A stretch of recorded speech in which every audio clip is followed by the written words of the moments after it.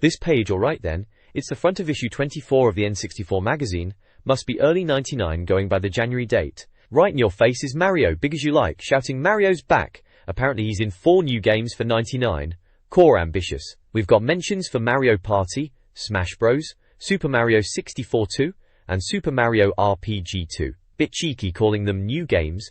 Some of those were hardly fresh off the boat even then. Looks like there's a Zelda feature, completed, reviewed and tipped, so probably for Ocarina of Time still riding high then. South Park is in there too, full review inside, with a picture of Kenny, bless him. And for the blokes who like shooting dinosaurs, there's Turok 2, apparently with 10 pages of tips handy if you're still stuck on that I suppose. There's a little globe geezer holding a controller promising Japanese and US news and reviews, always a mixed bag, those import bits. And they're bragging about it being their biggest ever issue, at 148 pages. Blimey, that's a lot of pages of pixels. Oh, and GoldenEye, naturally, new multiplayer areas revealed inside.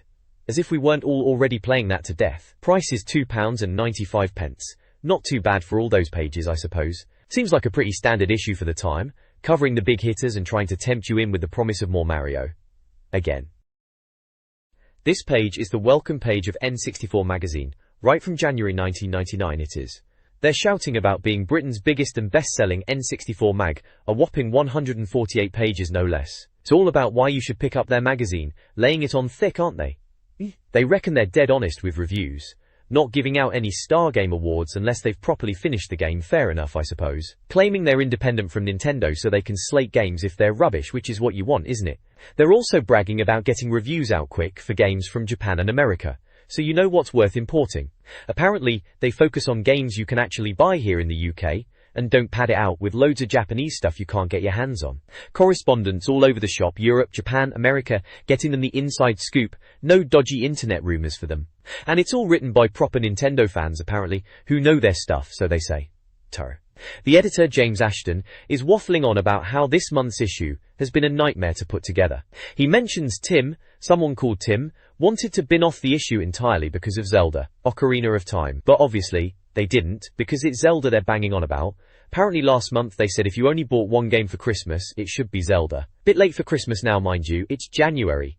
They hadn't finished Zelda last month, hence the delay in scoring it, but they've played weeks of it now, including the ending. The Zelda review score is on page 32. There's also a Zelda game guide in this issue, and they're warning you about spoilers on pages 33 to 35 and 38 to 41, so don't go peeking if you're still wet behind the ears with the game. Looks like they've tidied up the back end of the magazine, the I'm the best and tips sections, and they've got Turok 2 tips, that was a decent blast back then, Turok 2. Oh, and a South Park review, on page 72, seems they're covering all the bases, and looming over it all is a massive picture of Ganondorf, looking menacing as ever. Right then, happy adventuring as they say. This page is the contents page for issue 24 of N64 magazine, back from January 1999. Right at the top you've got the main headings, Planet 64 Inches, which is the news section starting on page 12, and N64 Arena, for reviews and completed games starting on page 30. Under Planet 64 Inches, it's News Center, and it mentions new GoldenEye arenas being revealed. Classic GoldenEye, can't go wrong with that, even if they were probably milking it a bit by then. Oria. Then there's Coming Soon, on page 16, promising new pictures of Rogue Squadron and Pikachu, plus, first pics of California Speed. Rogue Squadron, yeah? That was a looker back then. Pikachu probably something to do with Pokemon Stadium I guess. California Speed, now that's one I barely remember, probably not amazing then. Haxass. Moving over to N64 Arena, which is UK releases, reviewed, rated, and completed. Sounds comprehensive. The first big one on page 32 is The Legend of Zelda, Ocarina of Time, described as the second part of a mammoth review. Mammoth is right, they were banging on about that game for ages, weren't they? They call it the greatest game that's ever existed. Bit strong lads, even for Zelda. Page 49 has Top Gear Overdrive, saying, it's the sequel to Rally, but, is it better, eh? Top Gear, always a bit average on the N64 if you ask me. Then on 54, NHL Breakaway 99, it's Wayne Gretzky's worst nightmare. Bit dramatic. NHL games, always a bit niche over here, weren't they? Page 56 is NABA Jam, 99 inches with Hayes Ballandhoop shenanigans. Nicely done. NABA Jam, now that was some fun arcade madness, remember that one well. Page 60 has Twisted Edge. Boss try to beat 1080 degrees. Boss fail. Completely. Snowboarding game, eh? 1080, yeah, that was the benchmark. Wonder if this could compete. Warrington Hook. Rush 2, Extreme Racing USA is on page 64, saying, "It's Extreme Racing and it's in the USA. Rush 2. Now that was a fast racer, remember seeing that in the arcades." Page 68. Buster Move 3. Even more ball-tastic puzzling. Better than ever. Buster Move, or Puzzle Bobble as some call it, always a solid puzzler. NBA Live. 99 inches is on page 70. EA's stab at slam dunking. Cringe. Wicked. Another basketball game. Bit saturated maybe. Cringe. Wicked. Typical magazine humor. Trying too hard probably. Finally, on page 71, Knife Edge. Boring chopper sim that you won't ever buy. Ouch, harsh review there. Chopper sims, yeah, never really took off, did they? Under regulars, they've got Information Station, Tips Extra, N64 Shopper, Club 64, Subscriptions, Back Issues, Directory, and N64 Magazine issue 25. Standard magazine bits and bobs really. Tips, letters, shopping, that sort of thing. Mr. Funny Impression, Klutz, is mentioned under Club 64 inches. Sounds like typical reader-submitted stuff. N64 Shopper is about importing, probably still pricey back then. Directory is newly designed and even more comprehensive. Flick to it. Must have been a listing section of some kind. And issue 25 promised excitement-packed issue. Ooh. Alright, calm down lads. Overall, looks like a pretty standard issue for the time. Zelda dominating everything. Few sports games, some races, and the usual magazine filler. Good times, good times. This page is the contents page for an N64 mag, taking us right back to January 99. They're teasing a future look at big N64 games, and kicking off with Gomon 2, which was a bit different, wasn't it? Then there's Vigilante 8, promising futuristic car battling, and FIFA 99, because you always needed your yearly footy fix, didn't you? Heading down the page we have Import Arena for the Japanese and American games, and then South Park getting a mention, SWE Artastic Cartoon Shoot 'em Up they called it, which is about right. Zelda Ocarina of Time is slap bang in the middle, The Legend of Zelda Ocarina of Time, in big letters, page 32, so that was obviously a big feature. And then Brave New Mario Worlds, promising a guide to 1999 with new shots of Mario games.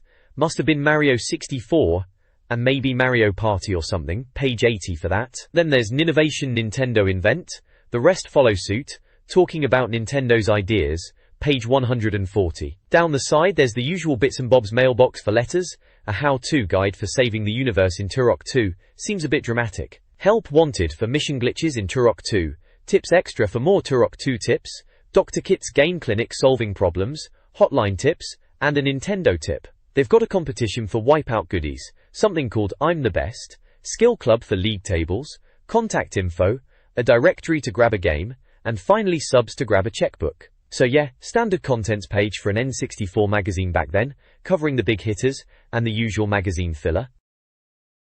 This page in N64 magazine, right, it's got a big splash headline, Future Look. Very dramatic for a games mag, isn't it? They're showing off some upcoming N64 titles. Top billing this month goes to Gomon 2, or Mystical Ninja starring Gomon as they're calling it in the article. Apparently this blue-haired Gomon fella is back and they are saying it's in 1 less D, which I guess means it's gone a bit more old school, like a 2D platformer. Seems a bit odd when everyone's going 3D mad, but hey, maybe it's good. They mention you can play with a mate in co-op, choosing from Goemon, Ebisumaru, and then later on you get Yaya and Sasuke. There are some screenshots showing the game, looks a bit like the older Super SNES games actually, set in villages and all that. The article rambles on a bit about how it's supposed to be a bit like Mario 64 in 2D but still its own thing, and they mention this Gomon Impact robot thing is back as well. They seem quite chuffed about it, saying the camera in the first Mystical Ninja game was a pain, so maybe going 2D is a clever idea. Ref. Below that they've got these little boxes giving scores to other games this month. Vigilante 8 gets an 8, described as a great-looking racing contender, so that sounds alright if you're into cars blowing each other up. Then there's FIFA 99 which gets a 10, saying fantastic license, and the game, very mysterious, must be good then if it's getting top marks. Finally there's a little advert at the bottom saying want more new games, and telling you to check out the coming soon section, naturally. So yeah, Gomon 2 seems to be the big deal here, even if it's a bit retro they reckon it's gonna be good fun. This page seems to be previewing Mystical Ninja 2, or Gomon 2 as it's known in Japan, for the N64. Right then, looks like Konami are bringing out another one of these bonkers ninja games, eh? It says here it's coming out in January 99 in Japan and March 99 over here. So not too long to wait. They're banging on about how it's a bit like the SNES prequel but with more interaction and mini-quests. Sounds like they are trying to make it a bit more involved. There's this day and night thing going on, which is a bit snazzy for the time, apparently changing who you meet. And at night, watch out for dirty great beasts charming. It mentions weapon power-ups and special attacks for each character. Ebisu's wind-breaking thing sounds, unique. And some Andrea character who laughs at toilet humor? Alright then, they reckon it's very nice and they'll be keeping an eye on it. Fair enough. There are some screenshots, looks like classic Mystical Ninja style really. 2D gameplay, bright colors, a bit quirky. One shows a character on a horse, apparently for protection and speed. Another is from the intro sequence, and it mentions 2-player mode, which is a bit of a grin but still pretty tough. Sounds about right, these games can be a bit tricky sometimes. Overall, it looks like more of the same slightly oddball ninja action. If you were into the first one, this is probably going to be up your street again. We'll see how it pans out when it finally arrives. This page then is all about Vigilante 8, Activision's new game which they are calling a fantastic future death race. Bit strong perhaps. It's got some screenshots showing off the gameplay. Looks like you're in cars, blasting each other to bits in various locations. One screenshot mentions 4 players will be possible eventually, but for now, it's just 2. Another talks about being smashed and trashed and something about an energy bar, which is probably your health or boost, who knows. And there's a level called Avalanche, where you apparently have to contend with everything in version 8, whatever that means. Down below, they've got pictures of some of the vehicles you can drive. There's a school bus, a camper van, a Dodge Viper, and a sports car. Each one has a little caption. Brum! Screech! Kaboom! Trying a bit too hard there, aren't they? It's all a bit, well, it's no GoldenEye, but it could be a bit of fun I suppose if you're into car combat games. I remember them being quite popular back in the day. We'll have to see if this one lives up to the hype. This page is a future look at Vigilante 8. For the N64 it's splashed across a yellow background, proper late 90s design that is. It's saying that America's gone a bit rubbish, and everyone's fighting in souped UP motors. Which sounds about right for a video game I suppose. They're calling it a motor terrorists game set in desolate wastelands. Sounds charming. They're saying the story is a bit long and convoluted, but the actual game is much better than the story suggests, which is usually the case, isn't it? They've got some screenshots showing the game looks a bit PlayStation-y they reckon, probably because of the fog, but they're saying that will improve when they use the 4 MB expansion pack to get it looking sharper at 640 by 480. Fancy? Warranty. Apparently you pick from 12 of these jacked up cars, each with its own weapons, and you're trying to blow everyone else up. Levels are supposed to be big, with power-ups scattered about. They mention Aircraft Graveyard, where you can smash up a 747 hangar and valley farms with destructible farmhouses, and Casino City from the PlayStation version, where you could race around Vegas. Sounds like a right laugh smashing stuff up. Nulls, game modes-wise, there are 5 apparently, including 2 multiplayer ones, a 2-player deathmatch and a 4-player deathmatch. Then there's single-player missions like Survival, where you batter everyone including a boss, Brawl for unlimited live scrap, and a secret smear mode which is still being kept quiet, but they reckon it'll be about clocking up the most kills. Sounds like standard stuff really, but good fun if it all works properly. They reckon it's still got a bit to go before it's finished, but it's supposed to be out in America on March 1st, and the UK release should be around March 99 too. They're saying it should be good when it finally appears.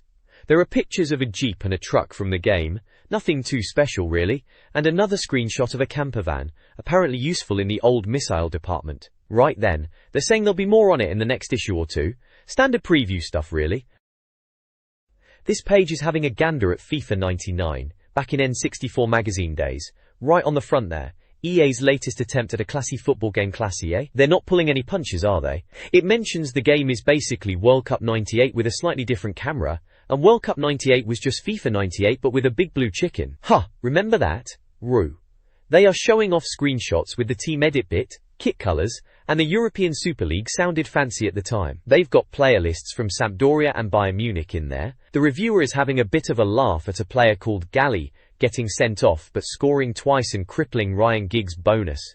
Bit harsh. Gameplay-wise, they reckon players move like shamblers from Quake and the camera's all over the place.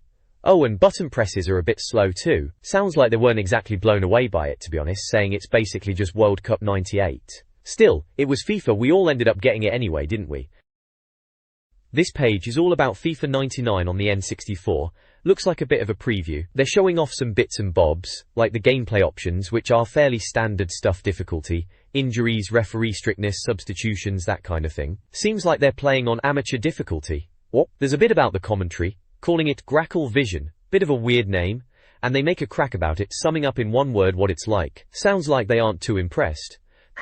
They're also showing off the instant replay, with a shoulder cam view, which is a neat idea I suppose, and they're making out like, it's like watching proper European football, but then bring it down to earth by saying it's got an average goal tally of at least 20, which is more like Sunday League than PSG. Then there's a section about creating your own player, a creator grackler they call it, which is a bit of fun. They reckon you can make a right dodgy looking player, with massive shoulders and a tiny head, or give them a ridiculous haircut like a waddle, or Hately mullet. That's the kind of thing we'd all be messing about with back then, isn't it? Making daft players. Says the team sheets are supposed to be up to date, which is probably pushing it for 99, but still, looks like they're trying to make it pretty comprehensive. All in all, seems like FIFA 99 on the N64 is shaping up alright. Nothing groundbreaking, but probably a decent footy game for a kickabout with your mates. This page is all about GoldenEye multiplayer secrets being revealed. Remember back then, everyone was obsessed with GoldenEye on the N64, weren't they? This article is talking about how you could unlock new areas in multiplayer that were originally only in the single-player game. Places like the Archives facility and caverns. Apparently Rare had chopped these bits out for multiplayer because they thought they were too big, which seems a bit daft really, considering how much fun it was to explore those levels. But with an action replay, those cheat things we all secretly had, you could get back into those areas. It mentions some bloke called Chris Knowles who figured this all out, and he got a limited edition N64 Magazine record bag for his efforts. Whatever that is. The article goes on about how this makes the multiplayer even better, because you've got bigger maps and more places to run around and shoot your mates. They even mention how you can get outside in some levels, which sounds quite interesting. If you wanted to know more about action replay cheats for GoldenEye, they say to turn to page 108, including how to get to that island on the dam level, which was always a talking point, wasn't it? Good times. This page in N64 Magazine, right, kicks off with a little shortcuts section. They're banging on about Zelda. Ocarina of Time being released not long after the Japanese launch in November 98, hinting there's something special about that date. Typical magazine clickbait, eh? Then there's an ooh dear bit about a bug in Silicon Valley, some puzzle game, where you can't pick up a souvenir. Sounds like a right pain for completionists. Moving on, there's a how-to guide about getting new deathmatch arenas in GoldenEye, using an action replay cheat cartridge. Remember those? A bit fiddly to set up, they say. It walks you through putting in cheat codes for all facility, all caverns, and all archives multiplayer levels using codes like 880, AFB1C0001 and so on. Those codes were like gold dust back then if you didn't want to actually play to unlock everything. Cheshire. Next up, a competition time section where they're giving away 10 action replay cartridges. Blimey, they were pricey bits of kit back in the day. Apparently, N64 Magazine teamed up with Daytel to give them away, each worth 50 quid. They're asking for postcards with imaginative cards to win one. You had to send them to take part in Bath, and entries had to be in by January 28, 1999. Those were the days of physical mail for competitions. Finally, there's a piece called Zelda Hooked, about Zelda 64 and the 64DD. Remember all the rumors about the 64DD add-on? This article mentions Nintendo head honcho Howard Lincoln reckoned the 64DD would never make it to Europe or America. But Miyamoto says Zelda 64 does have 64DD hooks, and that if the 64DD didn't come out, they might release a special edition cartridge in the future. They thought about extra dungeons being available on the 64DD if you finish Zelda 64, like another Zelda. Sounds like they had big plans that maybe didn't fully pan out in the end. Good bit of news for us British gamers hoping for more Zelda, even if it was all a bit up in the air at the time. This page then, right, what do we have here? Looks like a bit of a roundup of news and bits for the N64. Capcom are still messing about with the Game Boy Color, trying to get Resident Evil and Street Fighter Alpha EX onto it, blimey. They're even thinking about Turok 2 and V-Rally on the old Game Boy Color, not sure how that'll work out, mind. Bayi. Seems Wipeout 64 was a bit late for Christmas but scored well apparently. There's some thanks to a game shop in Glasgow, and they've given out some awards for game developers. Some fella called Dominic Diamond gave out the top prize, good on him. Fanzines. Fanzine Farm they're calling it, bless them. EGN, which is Edgen, is having a look at Zelda unsurprisingly. Nintendo World seems to be covering Mission, Impossible, and Banjo-Kazooie. Then there's Nim, another fanzine, going on about Zelda 64 again, and South Park and F1 games, likely previews. DAOB. Japanese news. DAOB. Pikachu Game Boy thingy sold a load. Metal Gear Solid is mentioned. Apparently some magazine in Japan called Famitsu reckons it's the best game, and gave Zelda Ocarina of Time a perfect score too, first time ever for them apparently. The Japanese are keen on music games as well, who knew? Reckon. New bits and bobs for the N64, a rumble pack for Buck Bumble, remember that one? And Turok toys, blimey, you could get figures of Turok. Right then, what's next? This page in Planet 64 magazine, in the Retro World section with Jason Moore, delves into some retro gaming bits and bobs. First off, it talks about arcade music games, mentioning Konami's Beatmania, a DJ sim that was massive in arcades and even got a PlayStation release. They even sold loads of special controllers for it, apparently. Then there's Dance Dance Revolution and Poppin' Music, both Konami again, describing Dance Dance Revolution as a huge machine with floor plates, remember those taking up loads of floor space in the arcades. They were a laugh to watch people play, even if you didn't have a go yourself. Bowler.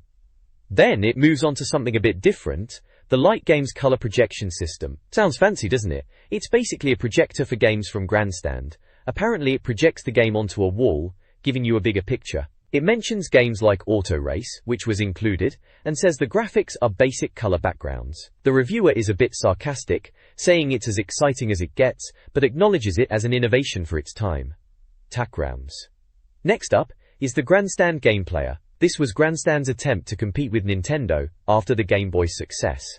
It was a standalone pocket console but used cartridges. They released it at Christmas with some free cartridges and a sub £20 price tag. The review is pretty blunt, saying it was a disappointment, a pale imitation of the Game Boy, and calls it an underachieving machine. Games mentioned for it are Minefield, Invaders, Karate, and Football. Minefield is described as a basic Minesweeper type game, and Invaders is just slow. Football sounds like a bizarre single-screen soccer game. The reviewer reckons Grandstand should have looked at their own back catalogue instead of releasing this. However, Grandstand didn't give up and brought out the Game Wizard, a two-player cartridge-based LCD console, which is barely mentioned. So overall, a bit of a mixed bag of retro stuff, from arcade hits to less successful handheld attempts. Makes you think about how far gaming has come, doesn't it? This page in Planet 64 magazine, right then, it's all about upcoming N64 games. In it, the main feature is on California Speed, which they're calling a Speed Demon. Sounds a bit dramatic. Apparently it's a follow-up to San Francisco Rush from the arcades. They reckon it's a bit like Rush 2, with the wide roads and skiddy tires and all that, but trying to be a bit more sensible with the driving, less crazy stunts. Still sounds like you'll be doing jumps and shortcuts though, doesn't it? Waitin'. They're banging on about the tracks being varied, saying there are 14 of them, set all over California, like Santa Cruz and Yosemite, and some daft-sounding Mount Shasta course. Sounds like a bit of a tour of the state, innit? Roller coasters and amusement parks are mentioned. Blimey. Vehicle-wise, they've got your usual sports car types like Ferraris and Lamborghinis, pickup trucks, and then some proper weird stuff made out of Beetle chassis and even cornflake packets. Right, that's a bit bonkers even for them. Warriors. Looking at the screenshots, one's got a caption saying it's a bar of green soap with sticky out wheels, which, yeah, looks about right, doesn't it? Another one mentions the Silicon Valley track, and another says something about a shopping mall being straight out of the Blues Brothers. Always with the movie references, these magazines, aren't they? But down the side, they've got a little list of other games to look out for this month, including Golden Nugget, Snowboard Kids 2, Pikachu Genki Dachu What a Name, Ogre Battle 3, Quake 2, Micro Machines, Rogue Squadron, Castlevania, and Duke Nukem 0 Hour. So a decent mix of stuff coming up then. Right, let's see what else they've got in store. This page then features a couple of upcoming N64 titles. First up is Golden Nugget, which is a gambling simulator from EA. Remember those? Seems a bit of a strange one for a console really, but there you go. Apparently it's got all the casino classics like poker and fruit machines, even craps, for those who know what that is. They reckon it's licensed from a real casino, so it must be legit, I suppose. It even features Joe Pesci and some fella called Decker Workmates, whoever they are. You can play with your mates, up to 4 in split screen, or against the computer, which they hilariously describe as having vacant digital eyes. They reckon blackjack is a proper test of skill, and that the N64 version is cheaper and safer than actually going to Vegas, which is probably true enough. There's even a slightly dodgy joke about the dealer cheating. Whoa! Then we've got Snowboard Kids 2, the sequel. Remember the first one? That was alright. This one's coming from Atlas, and sounds like it's trying to be bigger and better in every way, as sequels usually do. More weapons, more courses, more characters, the usual spiel. Apparently they've gone a bit mad with the environments, including underwater races and low-gravity stuff, as well as the usual snow, mud and concrete. There's 10 characters in total, some old faces and some new ones, including one with a pasta hat, which sounds a bit daft. They're promising different endings and more characters and snowboards to buy, plus the old power-ups are still there. They mention excellent banked turns and new courses, which sounds like your typical snowboarding game blurb really. This page in N64 Magazine issue 24 it is, eh? Right then it's having a look at this Pikachu Genki Dechu game, which we now know as Hey You Pikachu. Apparently it's an exclusive look, remember how they used to love throwing that word around? So it's all about this Pikachu game, and blimey they're making out it's the ultimate evolution of the whole virtual pet thing like Tamagotchi. You're supposed to actually talk to Pikachu using this new voice recognition thingy. It says you get a microphone controller, very fancy for back then. Sounds like you wander around Pikachu's forest home, trying to befriend the yellow fella, feeding him, playing games, all that sort of malarkey. They're banging on about Pikachu having loads of moods, from being right chuffed to being proper cheesed off if you say the wrong thing. Apparently the voice recognition is a bit basic, only understands simple Japanese phrases at this point, but they're hoping for an English version, which of course we eventually got. What? Looking at the screenshots, they've got Pikachu meeting a caterpillar and calling it adorable, Pikachu writing a note to Bulbasaur. Where's my shotgun, Polly? Bit of a weird joke for a kid's game, that. Then there's Pikachu getting zapped by lightning, Pikachu threatening Squirtle with a 25,000-volt headache, and Pikachu basically saying he doesn't speak English. It's all a bit daft really, but I suppose back then we were easily impressed with anything a bit different. Voice recognition on the N64, who'd have thought it? Still, you had to admire them for trying something new, even if it was a bit bonkers. The next page has got an article about Olgra Battle 3, or Person of Lordly Caliber, to give it its full, rather grand title. It's being flagged as a role-playing game for the N64, which is always welcome as we were a bit starved of those back then compared to the PlayStation, wasn't we? Apparently Nintendo of America are publishing it, and we might get a UK version around autumn time, after the Japanese spring release. The reviewer reckons it's a bit like the old SNES role-playing games, which is a good thing, proper retro feel. It mentions isometric views and strategy gaming, which sounds intriguing. They talk about managing a group of characters, moving them across lands, and even magic with elemental spells and wizards summoning dragons, which is all standard fantasy fare but still sounds decent. There's talk of real-time cutscenes too, which were quite a big deal on the N64, and they're comparing them to Zelda, maybe a bit of an exaggeration, but it's good to be enthusiastic, innit? Looking at the screenshots, it's that top-down perspective, bit like a board game. They're showing off battles and menu screens. One caption mentions getting a harsh 52 points. Whatever that means, maybe a review score. Sounds a bit low, bit harsh indeed. Another one says, Breezy does it, about wind magic, typical game journo humor. And they're calling it a game for bleary-eyed reminiscers, playing on the SNES nostalgia, which is probably bang on for a lot of us at the time. Overall they seem to be saying it's a good, solid RPG. Might be one to keep an eye on later in the year if it makes it over here. This page is all about Quake 2 coming to the N64. They're calling it Fun for One, which is a bit of a dig at the original PC Quake being all about multiplayer deathmatch, which is missing on the N64. They reckon it's a big improvement on the single player in the first Quake though. Apparently they've broken the single player campaign into units with primary and secondary objectives, which sounds like a way to make it a bit more structured. The levels are described as more industrial and brown than the original Quake, and they reckon they look a bit like the film Alien. They mention dying marines and strong enemies, so it's definitely got that grim, sci-fi vibe. There's a screenshot of some hulking mech zombie chap, with a caption to, "Shoot him for the brain-dead mecha zombie he is." Another screenshot shows the player character getting hit, with a caption saying, "Ow! That really hurt actually." There's also a bit about the enemies being smarter, and using sound alarms, and that you can use a power shield which drains power cells instead of quad damage, so that's a bit different. Pludy. They're asking how it compares to Turok 2, and saying they'll have the answer soon. And there's a slightly cheeky comment about PC gamers swearing by Quake but then not having GoldenEye, have they? Classic N64 mag? Bit of a dig at the PC lot. All in all, it sounds like they're cautiously optimistic about Quake 2 on the N64 being a decent single-player experience, even if it's not got the deathmatch. This page is about previews of upcoming games for the N64 back in the day, January 1999 it seems. First up is Micro Machines, which they're saying is still coming to the N64 but not for Christmas as hoped, more like February next year. It's basically a straight port from the PlayStation, but with the novelty of 8 players, which sounds bonkers for the N64 at the time. They mention analog control making a difference, which, yeah, fair enough, the digital control on those early PlayStations was a bit ropey. The screenshots of typical Micro Machines chaos, little cars buzzing around kitchen tables and chemistry sets, and they've got a chuckle at driving up a dog and boat shortcuts in lessons, typical magazine humor of the time. Then there's Wing Commander, Rogue Squadron. Looks like us Europeans are getting it before the Yanks this time, which is a bit of a win. The PC version is out even sooner though, so take that as you will.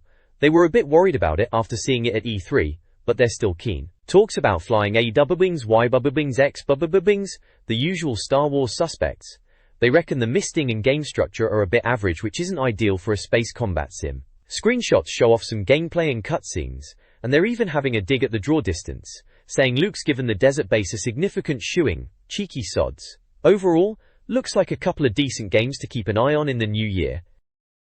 This page from an old N64 mag takes me right back. Right then, Scary Monsters is the headline, and it's all about upcoming spooky games. First up is Castlevania. Seems Konami are cracking on with this 3D spookfest, but crikey, the thing is so massive it's going to need a whopping 256 meg cart. Imagine the price of that back then. They're saying it might even be 4 carts to buy separately, which sounds a bit mad, doesn't it? Apparently, they're hoping to squeeze it all onto one big cartridge and compress it. They reckon it'll be out in summer '99, both here and in Japan. There's a little screenshot showing the main chap leaping about, and they point out it's a bit like Zelda, but the jumping isn't automatic, which is, you know, a thing. And get this, they're even saying there's talk of a Castlevania movie in Hollywood. Honestly, they'd make a film out of anything back then. Then we move on to Pig Muck Charming. This section's all about Duke Nukem 0 Hour. This one's already been out on the PlayStation, and now it's heading to the N64. They say it's in the time to kill format, whatever that means, and it's third person, a bit like Tomb Raider. Apparently, there might even be a cheat code to play it in first person for the proper Duke experience. Eurotix.com in Derby are doing the N64 version, who did the original N64 Duke game, so hopefully they know what they're doing. They're talking about Deathmatch being up to Turok 2 standards, which is fighting talk. They'll be investigating that in the next issue. There's a screenshot of Duke blasting some pig aliens, looking fairly standard Duke fare really. At the top, there's a bit called An Ear to the Ground, gossiping about games. Apparently Valve, the Half-Life lot, are wondering about bringing it to the N64. Bit ambitious that, considering how beefy Half-Life was. And Rare are asking what readers want to see in Perfect Dark, saying they're keen to please. Right you are, Rare, always thinking of the fans, bless 'em. Oh, and a quick mention that Codemasters have canned Toka Touring Car, and the Dreamcast isn't doing too great, with Godzilla Generations being called crap and Sonic Adventure being definitely no Mario yet. Bit harsh maybe, but that's magazines for you. This page is having a bit of a cheeky go at the idea that Japanese N64 owners have it better than us Brits, with the headline shouting, "You've never had it so good." Apparently this Max Everingham fella has been back in Blighty from Japan, and he's been hitting up the game shops around East Anglia. He's on about how you might think Japan is gaming heaven, but he's not so sure. Eki. He mentions the telly situation, something about Japanese TVs being NTSC, and ours being PAL, meaning their TVs might not be all that great for our games. Remember all that faff with imports? He's been to places like Electronics Boutique, Game & Virgin Megastore, so the usual haunts back then. Turns out, according to him, Japan doesn't really care about American football games like Madden 99 or NFL Quarterback Club 99, which he seems a bit miffed about, being a fan. He's saying we've got Banjo-Kazooie to look forward to, which was a big deal at the time, everyone was hyped for that Rare game, and he mentions some Japanese game called Pikachu Genki Dechu, which sounds a bit bonkers to be honest. There's a little screenshot of Madden on a TV, and pictures of Banjo and Pikachu dotted about. So, the gist is, maybe Japan isn't the promised land of gaming we all imagined, and we weren't doing too badly here in the UK after all. A bit of patriotic chest thumping perhaps.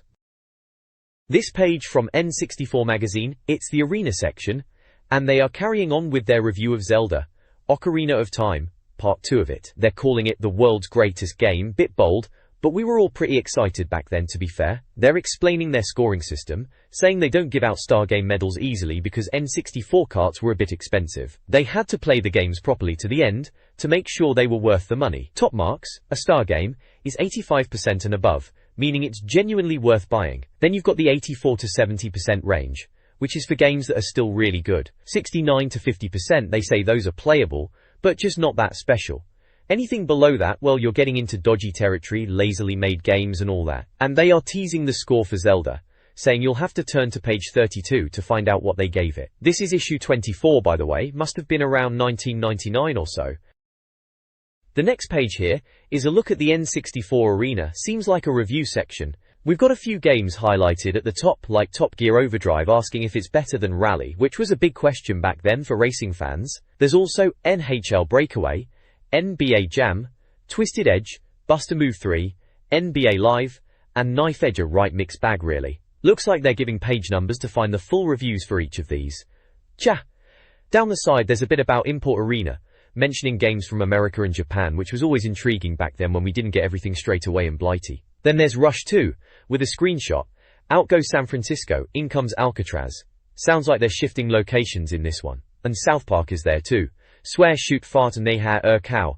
Yep, that pretty much sums up South Park at the time. Below that is How It Works, explaining the review categories. Visuals, sounds, mastery, lifespan and verdict. Standard stuff for game reviews really, making sure they look good, sound good, play well and last a decent amount of time for your money. Jerker. Lastly there's Team 64, looks like a panel of reviewers, and they've all picked Zelda 64 inches as their game of the month. Each team member has a little quote and a cartoon headshot, very late 90s magazine style. James Ashton reckons Zelda 64 took him 4 hours to climb out of Dartmoor. Whatever that means. Will Overton is talking about hair. Tim Weaver has been censored. Martin Kitts can smell blood, bit weird that. Justin Webb's talking about Baby Ike's mouth and Depeche Mode. Paul Edwards has some odd Indian name. Andrea Ball's been greasing up with fat. Jez Bickham is excited by horses. Mark Green found a cabbage on his face. And James Price is talking about field rodents. A very eclectic bunch to say the least, and all seemingly obsessed with Zelda. Seems like Zelda 64 was quite the thing back then, and judging by these lot, maybe rightly so.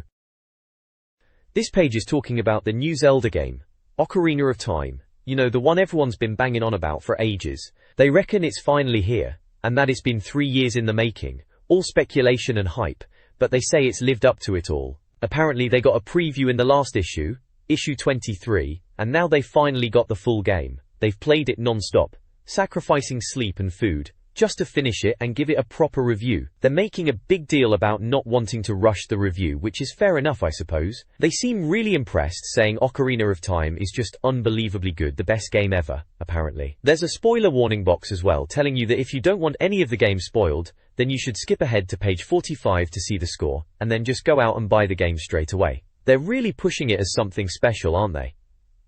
And there's a massive picture of Link, the main bloke from Zelda, looking all heroic with his sword and shield, as you'd expect. It's definitely the main focus of this issue, it seems. This page then is all about Zelda, Ocarina of Time. They're really going for it with the headline END of Zelda, a bit dramatic in it, but yeah, it was a massive title like Zelda had arrived. A big deal at the time, mind you. It's a how-to guide for getting through the first dungeon, which is inside the Deku Tree. They're reminding you to grab your Kokiri sword and Deku shield first. The shield you can buy in the shop if you've got 40 rupees spare. The sword is in a chest near those know-it-all brothers. And then you head out of Kokiri Forest past Mido, watch out for the Deku Babas, and get yourself to the Deku Tree for the adventure. They've got a bit of a joke about changing Link's name and then taking it back. Game was about £50, controller pack, rumble pack, the works. January 98, that takes me back. This page in N64 Magazine is a how-to guide, walking you through getting through the first dungeon in what has to be Ocarina of Time. It's got a numbered step-by-step walkthrough, complete with screenshots, showing you what to do. It starts off inside a web-covered hole, telling you to use Deku sticks to deal with the Baba plants, typical Zelda fare that. Then it's up ladders, and following paths, opening chests, and dealing with Skulltulas, those spider things that are always a pain. Step 6 mentions a strange beast that pops up, which we know is a Deku scrub, and it tells you to reflect fire nuts back at it with your shield, to make it surrender and give you a hint cheeky little blighters those Deku scrubs. The guide then takes you through breaking platforms, climbing vines, getting the slingshot essential bit of kit that, and dealing with more Skulltulas. It mentions evil spiders being no match for the slingshot, they never are they? Later on it's about hitting switches to raise pillars, leaping across pillars to get to another chest, which gives you a heart, always welcome. Then they mention another chest on the opposite side that gives you the compass, handy for finding your way around. Not that you'd really get lost in this dungeon, would you? Pillars. The last bit is about lighting a lantern with a deku stick because the door is locked. Classic Zelda puzzle. They point out that deku sticks break easily but are great for burning. Useful tip that. Yeah, sure. All in all, it's a pretty standard walkthrough for the start of Ocarina, back when we all needed a helping hand figuring these games out, before the internet was in every pocket. Good times. This page is all about The Legend of Zelda. Ocarina of Time seems to be a walkthrough for the Deku Tree dungeon. It starts off telling you to deal with some skulltulas around a central web column, then jumping down a hole in the floor, classic Zelda stuff. After that, you're climbing out of water, hitting switches to set lamps on fire to burn webs, bit of puzzle solving, naturally. Then it's finding a door covered in webs, and burning that down too to get across some water. Seems like there are some mini-boss type enemies, one-eyed monsters they call them, and then you get to the main boss, Queen Goma. They're giving tips on how to beat her, poke her eye when it flashes red, or use the slingshot when she's up on the ceiling.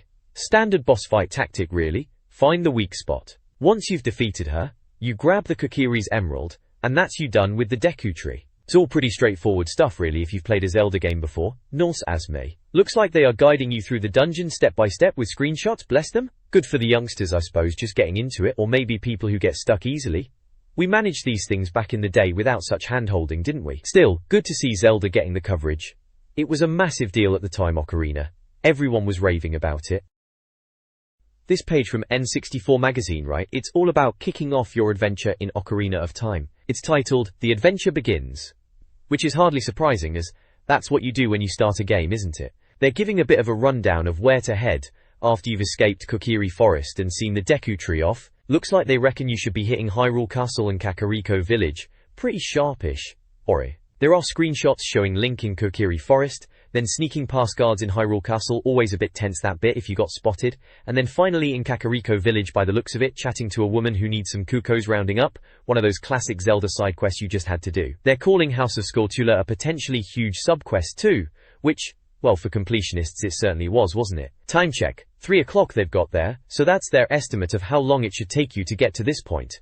3 hours, eh? Maybe if you knew exactly what you were doing, and didn't get distracted by every butterfly. They even mention needing a Pona later on, so they're really setting you up for the long haul here. All in all, just a gentle nudge in the right direction for players starting out, back when we were all trying to figure out Hyrule Field for the first time. This page is all about Zelda, Ocarina of Time, right in the thick of it. First up is Goron City. Looks like Link's got to do a favor for the king there, defeat Dodongo. Then on to Dodongo's cavern itself. Bit of a classic dungeon, they reckon a bomb will sort out the entrance. Time check is midday. Always thought those were a bit of a laugh in these mags, like it was super urgent. There's a little section called A Pedant Writes, having a go at people confused about their Zelda review from the last issue. Apparently they didn't give it a score straight away, because they actually wanted to play the whole game first. They're claiming to be the first magazine in Germany to finish it, bit cheeky, Mesa. Then there's a bit about the infamous Chicken Revenge Squad, remember those Kukos? Apparently Shigsy was really into chickens, and if you mess with them in Kakariko Village, they don't take it lightly. Dragons and Ganons are one thing, but these chickens are the true menace they reckon. And they weren't wrong, were they? Those birds were vicious. Lastly, there's a small diversion talking about the gold skulltulas. Massive side quest that one, collecting them all over Hyrule. They've got a little list of rewards. 10 skulltulas, adult wallet. 20 skulltulas, stone of agony. 30 skulltulas, giant wallet. 40 skulltulas, bomb chew.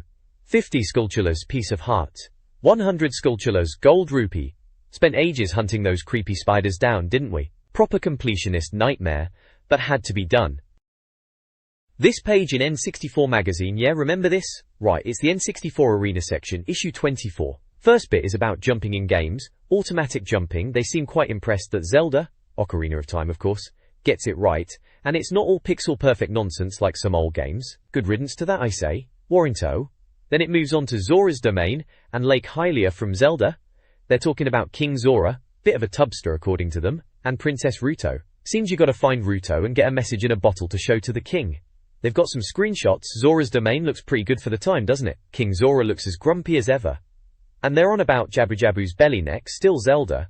Apparently it's a bit squishy and fleshy in there, lovely. You have to catch a fish to get in, and there's some boss called Baronade, and you'll need the boomerang. Screenshots of inside Jabu Jabu's belly, those electric jellyfish things, I remember those blighters. Gulchers. Gulchers, finally, they're on about weapons in Zelda. Hookshot, yeah, trusty grapple gun, call it what you want. Master Sword, obviously you get that after your 7-year kip, slices things nicely. Megaton Hammer, smashing boulders and Gorons, that's the ticket. And fire arrows, for setting enemies on fire, proper old school Zelda stuff. All good weapons those, can't argue with that selection. Yeah, Zelda was the big thing then, wasn't it? Good times. This page in N64 Magazine back in '99, yeah, takes me back. It's all about The Legend of Zelda, Ocarina of Time. No surprise there really, it was dominating everything back then, wasn't it? So the top bit, a cut above, is about heading to the Temple of Time. They're saying you've got all the spiritual stones, and now it's time for the temple, you know, where young Link becomes adult Link and all that. It mentions retrieving the Ocarina of Time from the moat, meeting Sheik in an absolutely stunning cutscene. Bit dramatic for a cutscene, but fair enough, it was impressive at the time. It points out seeing Ganondorf and then getting to pull the Master Sword from the pedestal, classic moment, and Rauru turning up to give you his sage power. Bit of a chatty chap for a sage, old Rauru. Then there's Graveyard, which is about Kakariko Village Graveyard 7 years later in the game. Apparently, Ganondorf's ruined Hyrule. Surprise, surprise. They're telling you to visit the castle for a shock, then head to the graveyard, find the gravekeeper Dampe, and beat his ghost to get the hookshot. Always a bit of a faff that graveyard bit, but the hookshot was essential, wasn't it?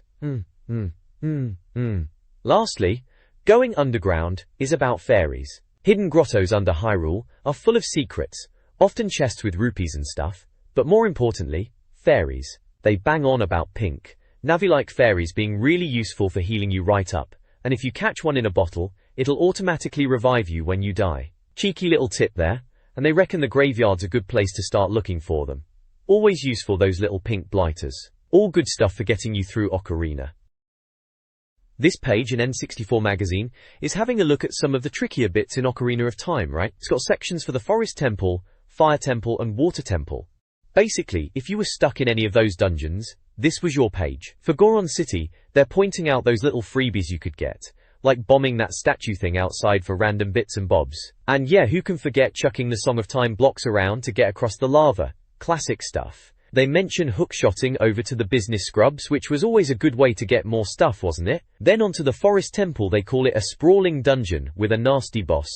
Yeah, Phantom Ganon could be a bit of a pain first time round. They highlight lighting all the torches, showing you how to get into the temple proper, and mention that twisting corridor, which was indeed ace. Next up is the Fire Temple, rescuing the Gorons and all that. They remind you to grab the Goron tunic and head up to Death Mountain Crater, ready for the lava-filled dungeon and a pant-wettingly scary dragon. Well, Volvagia was a bit of a spectacle, fair enough.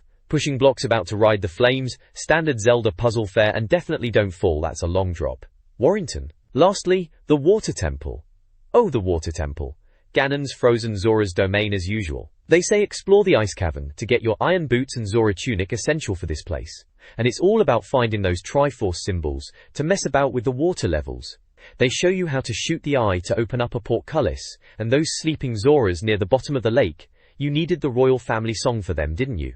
They point out there are 3 symbols that change the water level, which, if you didn't clock that, you were in for a long afternoon, weren't you? Good times, frustrating times, but good times.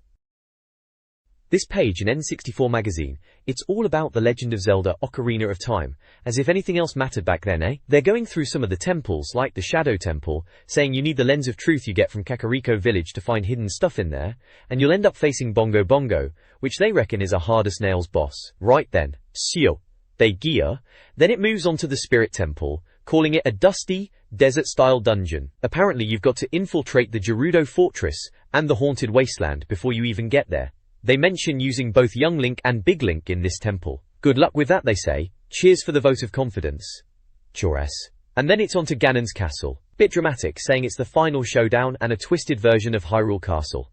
Rainbow Bridge over lava, that sounds a bit much, doesn't it? They're warning us about the many terrors of the castle, and to be very afraid. Oh, get a grip lads, it's just a game, albeit a bloody brilliant one. They even point out, there should be a great fairy around somewhere. Always helpful, those fairies. And it's got a time check of 40 minutes at the top, not sure what that's about, speedrun maybe? Madness. This page right then is having a look at the bosses in Zelda Ocarina of Time, you know, the ones you face at the end of each dungeon. They've got pictures of a few of them. Dodongo, that fire lizard where you lob bombs in its gob. Baronade, the jellyfish thing you have to slice up. Phantom Ganon, who's a bit of a pain on horseback. Volvagia, a fiery dragon that doesn't like the Megaton hammer. And Bongo Bongo, remember him? Mad drums and a giant floating hand. Raya. They're going on about how Zelda bosses are always massive and tough, which, yeah, they usually are. There's a bit about Ganondorf, saying how he's a bit of a pigman in this one, not as pig-like as before because this Zelda game is supposed to be before all the others apparently. Bit of a first meeting with the baddie for Link, they reckon. Then there's a bit where they're banging on about how long we waited for this game, 3 years. Will Weaversea? Dramatic, weren't we? Asking if it was worth the wait. Well yeah, it was, wasn't it? Fracas. They're calling it a masterpiece, saying it's a perfect mix of graphics, sound, control, story, all that jazz. Blimey, they're really going for it. Saying no video game has had such significance, like it's some kind of life-changing event. A bit much, lads. But it was good, I'll give them that. Then you've got Martin says.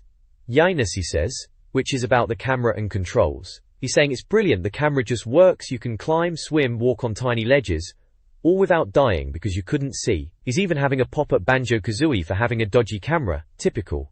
Reckon it's dead easy to control, even your gran could play it. Apparently it's so good it makes other games look a bit stupid.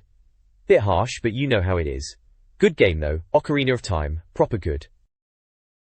This page from an old N64 mag, probably from '99 looking at it, has a little guide on how to ride a horse in Zelda, Ocarina of Time. It's pretty basic stuff really, saying you should visit Lon Non Ranch to get Epona. It walks you through chatting to Malon as young Link to learn Epona's song, then paying Ingo as adult Link to ride for 10 rupees, and eventually racing him for 50 rupees to win Epona outright. Good for those who struggled, I suppose. There's also a handy little tip about regenerating rupees. It mentions smashing pots and plants, in places like the Hyrule Castle guardhouse to get rupees that come back when you leave and re-enter the area. Useful for stocking up your wallet. Apparently even the common garden monsters like Deku Scrubs and Tektites regenerate too, so watch out for them respawning as well. How? There's a screenshot of Link fighting a Wolfos, with a note to use the magic sword. It mentions Zora's domain being frozen and calls it nuts, which is a bit of a weird comment. A quick mention of sounds in the game, saying you can hear water gurgling, things flying overhead and monsters approaching from behind. Trying to be all immersive, bless them. Then there's a Tim Says bit. Tim's obviously lost his mind over Zelda 64, or Ocarina of Time as it became known. He's calling it incredible, the best game in the world, that sort of thing. He's banging on about the bosses, listing Goma, Dodongo, Phantom Ganon, Morpha, even calling Goma a parasitic armored arachnid, and Dodongo an infernal dinosaur. Bit much, Tim, but we were all excited back then, weren't we? He finishes off with a please buy this game. Yup, classic games mag review really. Right then, what's next? This page features a review of the new Zelda game, Ocarina of Time, from N64 Magazine. Blimey, remember N64 Magazine? It starts off with a bit about the game's translation, saying it's mostly decent but with a few dodgy bits, like Americanisms creeping in and then trying to sound all oldie-worldy. Bit of a mixed bag then, translation-wise. Jarike.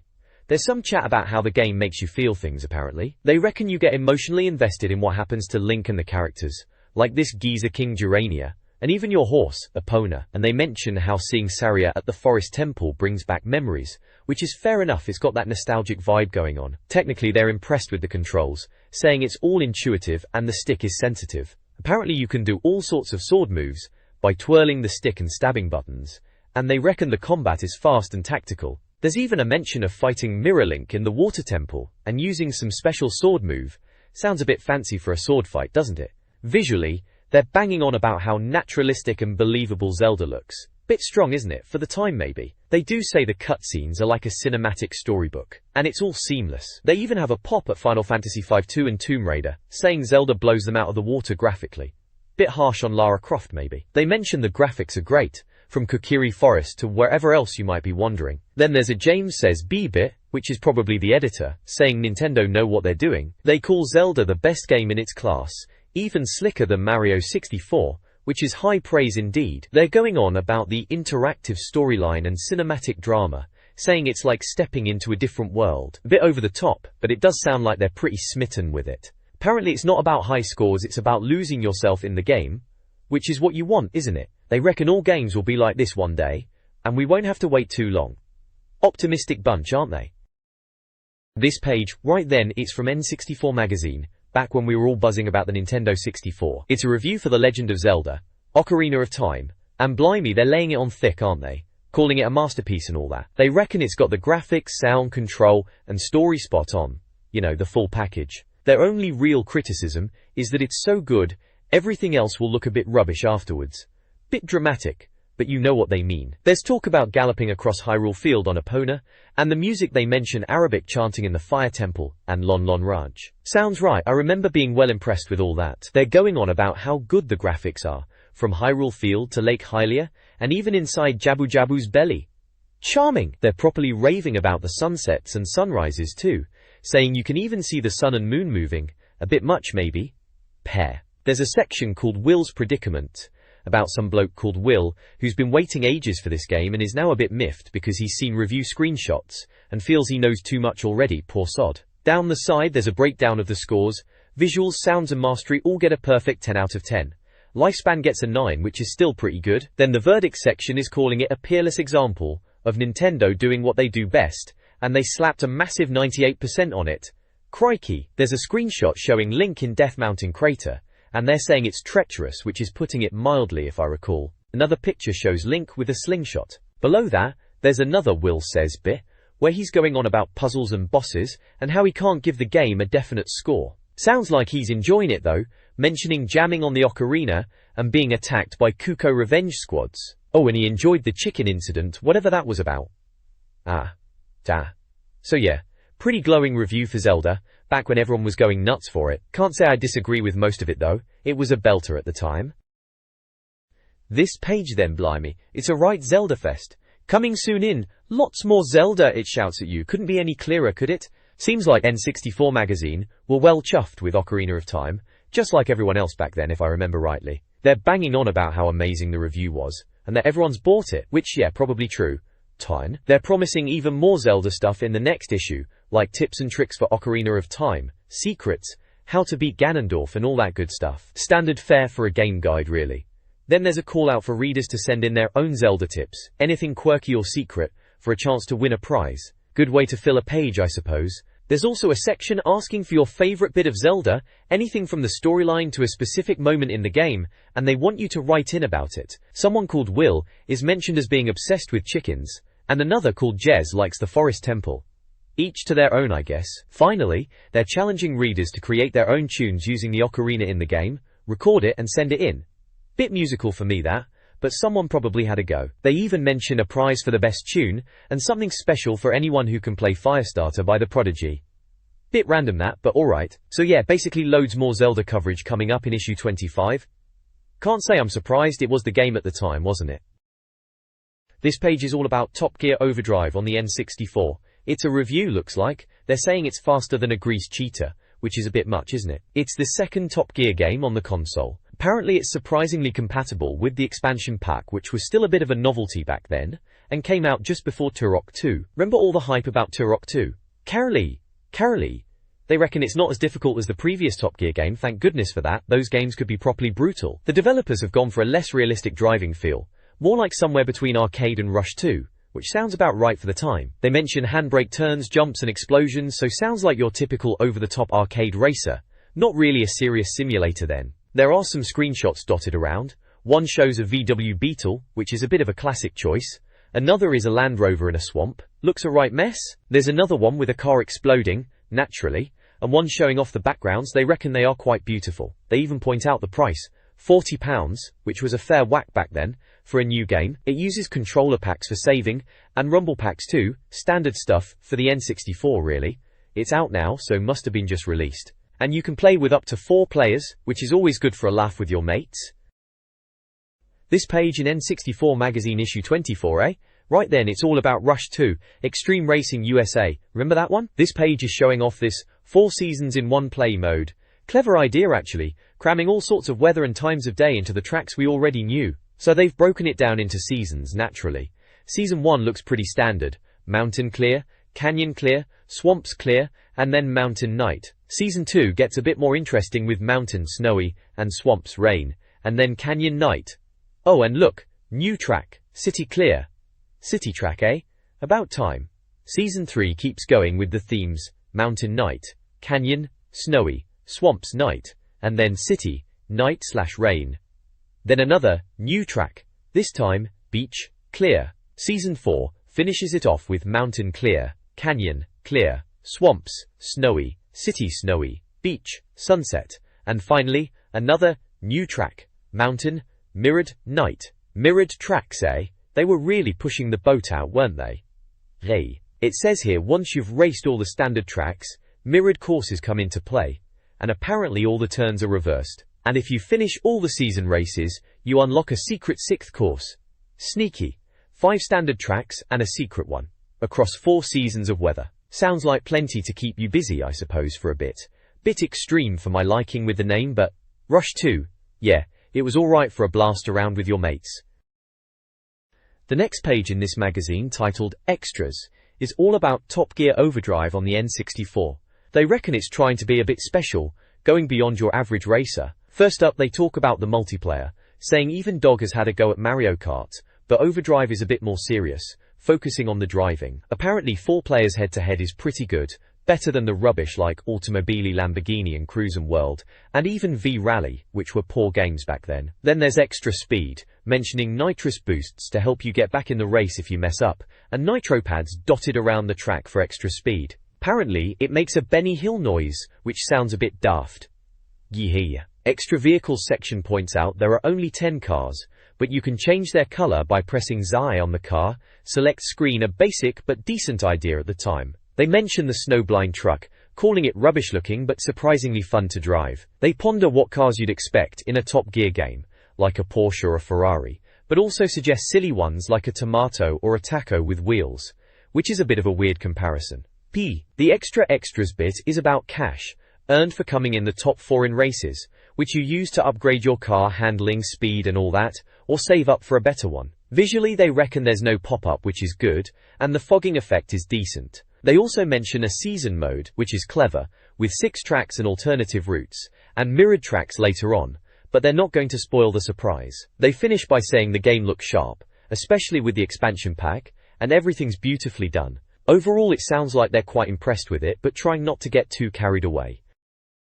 This page in N64 Magazine is giving Top Gear Overdrive a once-over. First thing, they're on about the hires mode being a bit of a secret, needing the expansion pack to see it properly, but even the half-race version isn't too bad. Visually, it's a 9 out of 10, they're well impressed with the look of it, nice backgrounds and no pop-up, always good on the N64. Sound gets a 5, technically sound enough, but the music is substandard grunge apparently, which is a bit rough, but grunge was everywhere back then, wasn't it? Mastery gets a 7, saying it's fast and smooth, proper arcade racer stuff, but the jumping can be a bit clumsy, yeah, you could end up all over the place. Lifespan is a 6, only 6 tracks, which is a bit stingy compared to V-Rally's 20, but they did like the season's idea.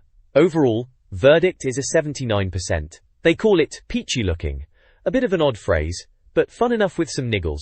Worth a look if you were after something a bit like V-Rally. They're having a laugh about the cars flying through the air after bumps, saying you often end up heading off course, comparing it to the Rush games for crazy airtime. One screenshot caption says, "There's some tasty things to crash into," and another, "Beautifully coloured Beetle.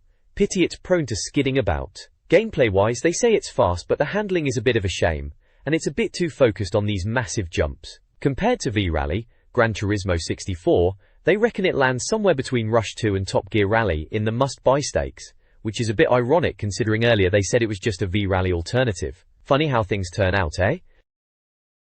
This page from N64 Magazine, right then, let's have a look. It's all about camera angles in NHL Breakaway 99. Remember that one? They're showing off 4 different views. High cam, side cam, retro cam and something called high 45, which sounds a bit made up if you ask me. The high cam is apparently the default and supposedly the best, giving all-round niceness, whatever that means. Side cam is for when you're near the boards apparently, and retro cam takes you back to the sensible soccer days, proper old school. Then there's the high 45, described as vaguely isometric and confusing.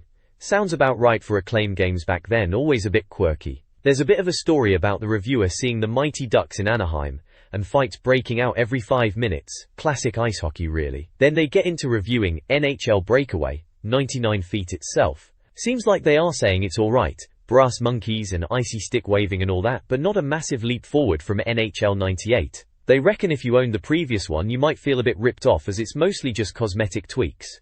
Analog stick controls are good for skating about, but overall it's just average. So not exactly setting the world on fire then, but probably decent enough for a bit of N64 hockey action back in the day. It mentions it's out now for £40 and uses the controller pack and rumble pack. 80 pages for the manual too, blimey, that's a lot of pages for a sports game. Yeah, pretty standard stuff really for a mid-range sports title on the N64. This page reviews NHL Breakaway 99 for the N64, and it seems they are talking about the different camera angles you can use, and it sounds like they are a bit rubbish to be honest. They've got TV cam, which they reckon is useless, then on ice, which is at ground level and just a blur of skates and sticks, then low cam, which is still too low to be much cop. Finally there is med cam, which is a bit higher up, but they still say you'll never use it. The reviewer then goes on about the graphics being nothing special, and the sound effects are terrible, especially that organ music they play at American sports, huge, as they put it. They do say the controls are alright though, and there are plenty of options to keep you going. They make a point of saying the replay options are actually quite good, letting you rewind, fast forward, pick players to watch, and mess about with the camera angles. In the end, they don't seem too impressed overall, calling it a lackluster offering, and not much better than the previous version. They gave it a score of 64%, so a bit average really, not one of the N64's classics then.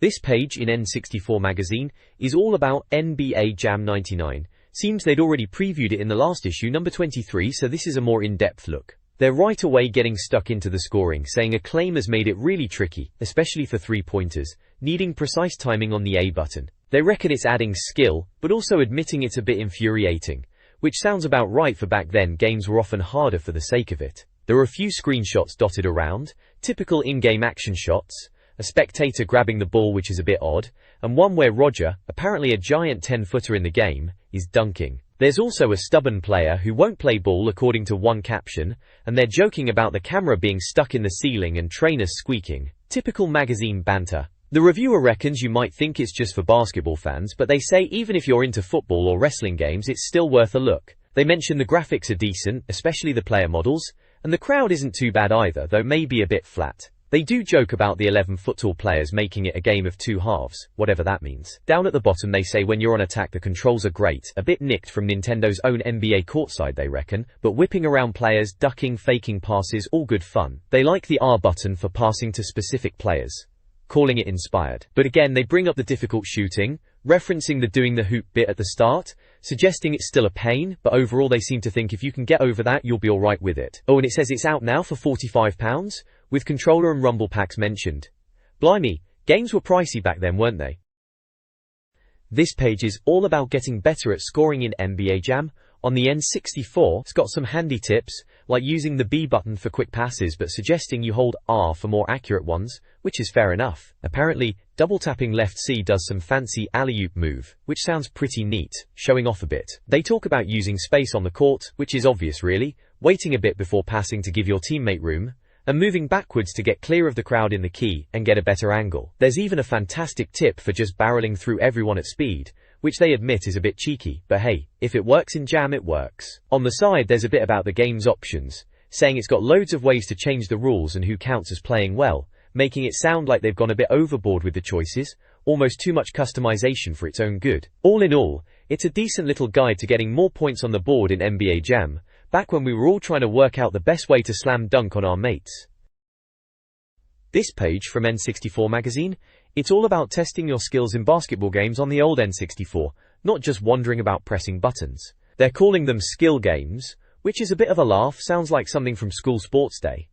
There's a look at free throws and three-pointers in basketball games. Under the heading Skill, they're saying these games are designed to help your shooting skills, and they reckon they are harder than the Natalia level in GoldenEye, which is a bit of a claim. Then they break it down into free shoot and three-point challenges. For free throws, apparently, you have to move a ball icon into the hoop using the analog stick and press A, but it's supposedly magnetic and repulsed by the hoop, making it harder than it looks. For three-pointers, you stand away from the D and try to score as many hoops as possible in a minute, holding A until your player jumps, and then timing it right to press B at the top of the jump. Sounds like a right laugh if you're rubbish at it. There's a review section too, breaking down the visuals, which get an 8, saying it's all hires and looks good, but a bit dodgy animation now and then. Sounds get a 6, with good commentary but boring crowd noise and no music. Mastery gets an 8, saying it's fast, and uses the N64 controller to the max, but multiplayer is a letdown. Lifespan is a 6, saying fans will tinker with it for a season. The final verdict is 83%, saying stick with it basketball fans, and your anger will turn into a warm feeling inside. They mention NBA, Jam 99 and Courtside, saying Jam 99 is well worth considering if you fancy some basketball on the N64, instead of watching Channel 4. They reckon Jam 99 slam dunks still funk with the best of them. It all sounds alright, pretty standard review stuff for the time, you know how it was back then. This page is a review of Twisted Edge Extreme Snowboarding for the Nintendo 64.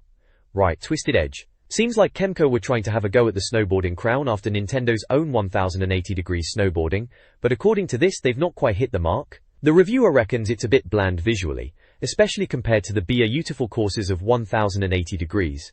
They even previewed it back in issue 19, and thought it was a bit dumpy then too, bless them. There's a little info box telling you it's a 64 meg cart, came out in January, you'll need your controller pack and rumble pack, and it was £40, blimey. Apparently you can blast through all the courses in a couple of hours, but make a mistake and the game will punish you something rotten. They're not holding back, are they, calling Kemco fools for thinking this was a good idea after 1080 degrees. Oh well, you can't win 'em all. This page is all about Twisted Edge for the N64, looks like a bit of a snowboard game review. They're talking about the stunt mode, which seems pretty standard fare. You get dropped out of a helicopter, do some tricks, and that's your lot. They're showing off some screenshots of these stunts, nothing too wild by the looks of it. They mention pulling off tricks by wiggling the analog stick. Sounds about right for the time, very technical, eh? Then there's a bit about snowflakes. Apparently the fogging effect in the game is a bit much, and obscures your view. Classic N64 fog, eh? They're comparing it to 1080 degree, which was Nintendo's own snowboarding game at the time, and reckon to be infinitely better. Bit harsh maybe. They've got these little rating boxes on the side like visuals and sounds, giving them both a 7 out of 10. Visuals are apparently foggy and samey, and the sounds have clear speech but awful tunes. Sounds like a mixed bag then. Mastery gets a 6, saying it's smooth enough but nothing special for an N64 game, and Lifespan gets a 5, saying it's not particularly hard. The verdict at the bottom gives it a 60%, saying Twisted Edge is fun for a bit, but nowhere near as good as Nintendo's 1080 degree. They mention characters like a Huggy Bear lookalike, and Blighty's very own Kevin. Sounds a bit daft. There's a character select screen in there too, with names like Gannauts, and Siftello and Bro Germany. Very international. All in all, sounds like a decent enough rental for a weekend, but probably wouldn't be rushing out to buy it full price back in '99. This page is all about Rush 2, Extreme Racing USA on the N64. Looks like a review from N64 Magazine back in the day. Rush 2, I remember that one. It was alright, wasn't it? Definitely arcadey, proper over-the-top stuff. They've got some screenshots here showing off the usual crazy stunts you could pull off, like fireballs and cars flying through the air. Honestly, a bit much even then, but hey, N64 right? They mention you've got to collect golden keys and oil cans in the game. Sounds like typical collectathon stuff to unlock secrets. Probably secret cars and tracks, that sort of thing. Apparently there's a New York cab in there, which is a bit random. Jury. Down in the corner there's a little review box. Says it's from GT/Midway, for the 64 meg car, and it was out in January. Controller pack compatible, and rumble pack too, naturally. 40 quid it was, blimey! Games were expensive back then, weren't they? 34 pages of review apparently. They also made a point of mentioning how cars stick to corkscrews like barnacles. Very descriptive, I suppose. And a fork in the road can make you look like a right chimp. Their words, not mine. Bit harsh, maybe? Still, looks like a decent arcade racer from the time, if a bit silly. This page is about San Francisco Rush 2 on the N64, or Extreme Racing USA as they've called it over in the States. It seems like the reviewer is saying it's alright, not amazing, but alright. They reckon it's a bit of a step down from the first San Francisco Rush, which was an arcade game originally, wasn't it? They mention the tracks are based around America. Places like New York, Las Vegas, Seattle, and even Alcatraz. Bit of a random bunch, Wasaka. There are screenshots of the different tracks. They've got daft names like Casino, Subway, Beach, Hell, Central Park, and even Sewer. Sounds like a right mixed bag of locations. The descriptions under each screenshot are a bit of a laugh, like in Casino, it says, "Mow down Joe Pesci," and for Hell, it says, "Satan is directing traffic." Cheeky. Then there's a bit about a cheat code to freeze the timer, so you can have a good old explore without running out of time. Apparently you have to go into the settings menu and hold a load of buttons at once, L, R, Z, and all 4 C buttons. Sounds like a right faff. If you do it right, a cheats option pops up, and you can freeze the game timer. Handy if you want to find all those secret shortcuts they were on about. Overall, it sounds like they think it's a decent enough racer, probably good for a laugh with your mates, but maybe not the most amazing game on the N64. Seems like they reckon the steering's a bit dodgy, but you get used to it. Good for a bit of drift and precision apparently, whatever that means. This page from N64 Magazine back in '99 is having a look at Rush 2, remember that one? It's got a section called Car and Away, and it's picking out 4 of the bestest cars from the game. Bit of a weird title, bestest, isn't it? Anyway, first up is the VW Camper, described as beautifully balanced but a bit slow to get going, but apparently good top speed. And they sign off the description with, "Use it wisely, Danielson." Bit random that. Next is the VW Beetle, the new shape one, apparently quick off the mark and nippy top speed, and they reckon it's prone to smash his mind. Then there's the hatchback, for family days out apparently, and good for pummeling your way round the corners on Alcatraz. Alcatraz in a driving game, you don't see that every day. Finally, they've got the Cadillac, saying it's like a car wash and silken love machine, balanced like a peach. Drive it, they say. Enthusiastic. The main article is talking about how games like V-Rally, F1 World GP and GT64 were already out and done their thing, and Rush 2 has come along with its own feel. They're saying it's the game SFR should have been 12 months ago, whatever that means. They say if you haven't played Rush before, expect something a bit different compared to other races. They mention excellent sweeping bends and the game being forgiving even if you make a mistake. It's all about ballet of the car and there goes me roof variety. Okay then. They talk about the shortcuts and branching paths in the game, like subways, rooftops, walkways, sewers and casinos, and how you get flung in the air a lot. They reckon the best part of Rush 2 is going off in search of secret routes, comparing it to Mario in a VW Beetle. Sort of. Apparently there are golden keys and oil cans to collect hidden away. They do have a moan about the game not having a reverse button, calling it a horrific error, like Noel Edmonds' beard. Bit harsh on Noel maybe. They say you get stuck in corners and have to wait ages to get put back on track, losing time. Then it mentions you can hit walls at 150 miles per hour, handbrake turn into buildings, drive in subway tunnels, scraping your wings, and potentially crash into a train. They reckon you'll either love Rush 2 or hate it, no in between, and it throws the laws of gravity out the window. Sounds a bit bonkers really, typical arcade racer stuff. They've got these captions under screenshots too, like spin, flip, explode, it's a way of life.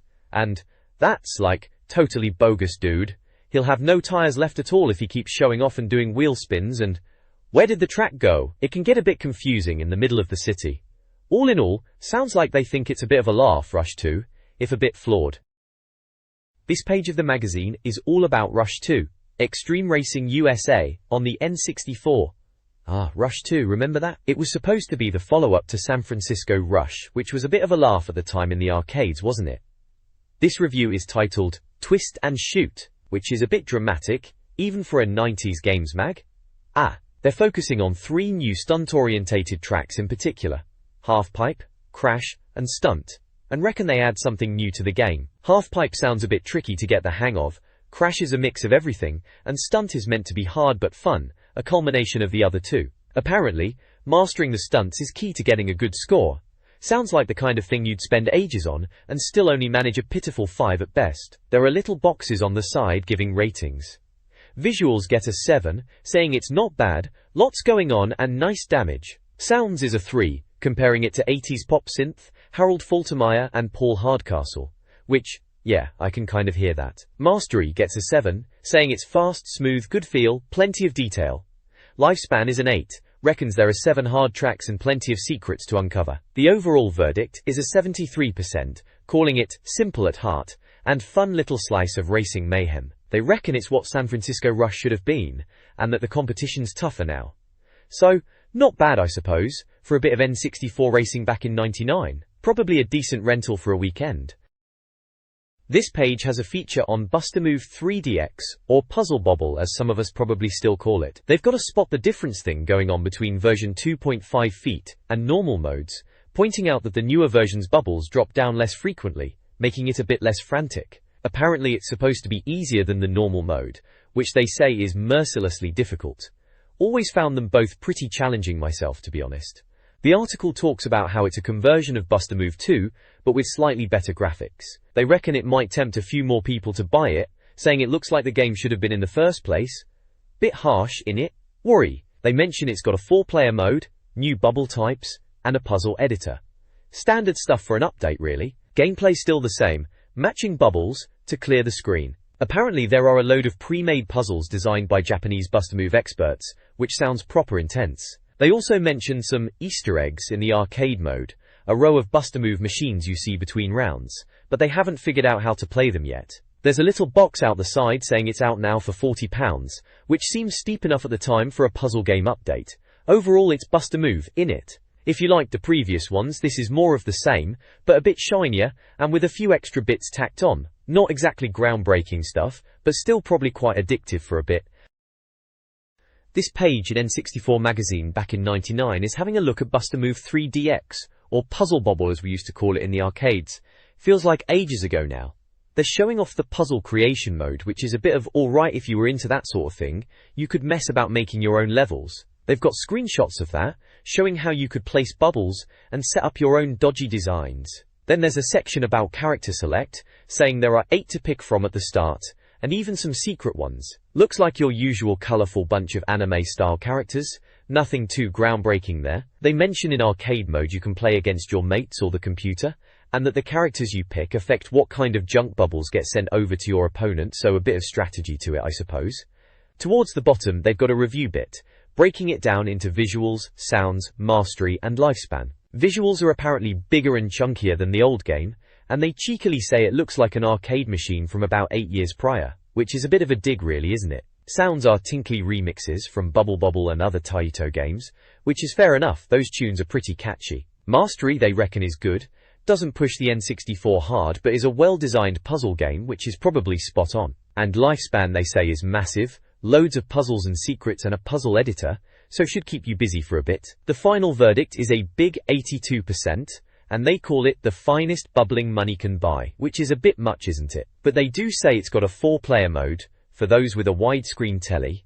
Showing off, I reckon. Overall, looks like a decent puzzle game for the N64, good for a bit of a brain workout I suppose if you were into that type of thing, and clearly this reviewer was quite impressed. This page is an article reviewing NBA Live on the N64 from back in the day.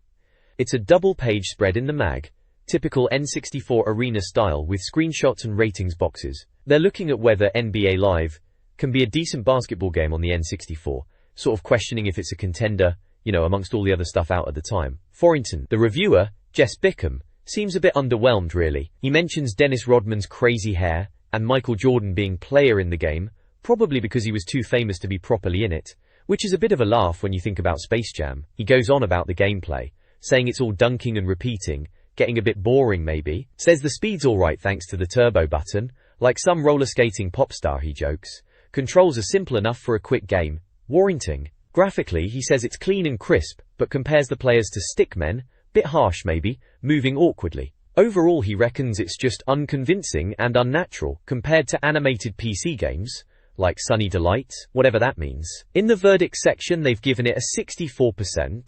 Not bad, not great, just sort of stuck in the middle, mediocre, which is a pretty fair summary really. He finishes off saying if you want a basketball game at Christmas that year, maybe Kobe Bryant is the better option, and when you think of the N64 at the time with Zelda, Turok 2, F-Zero X and all those vying for your pennies, NBA Live probably wasn't top of the list.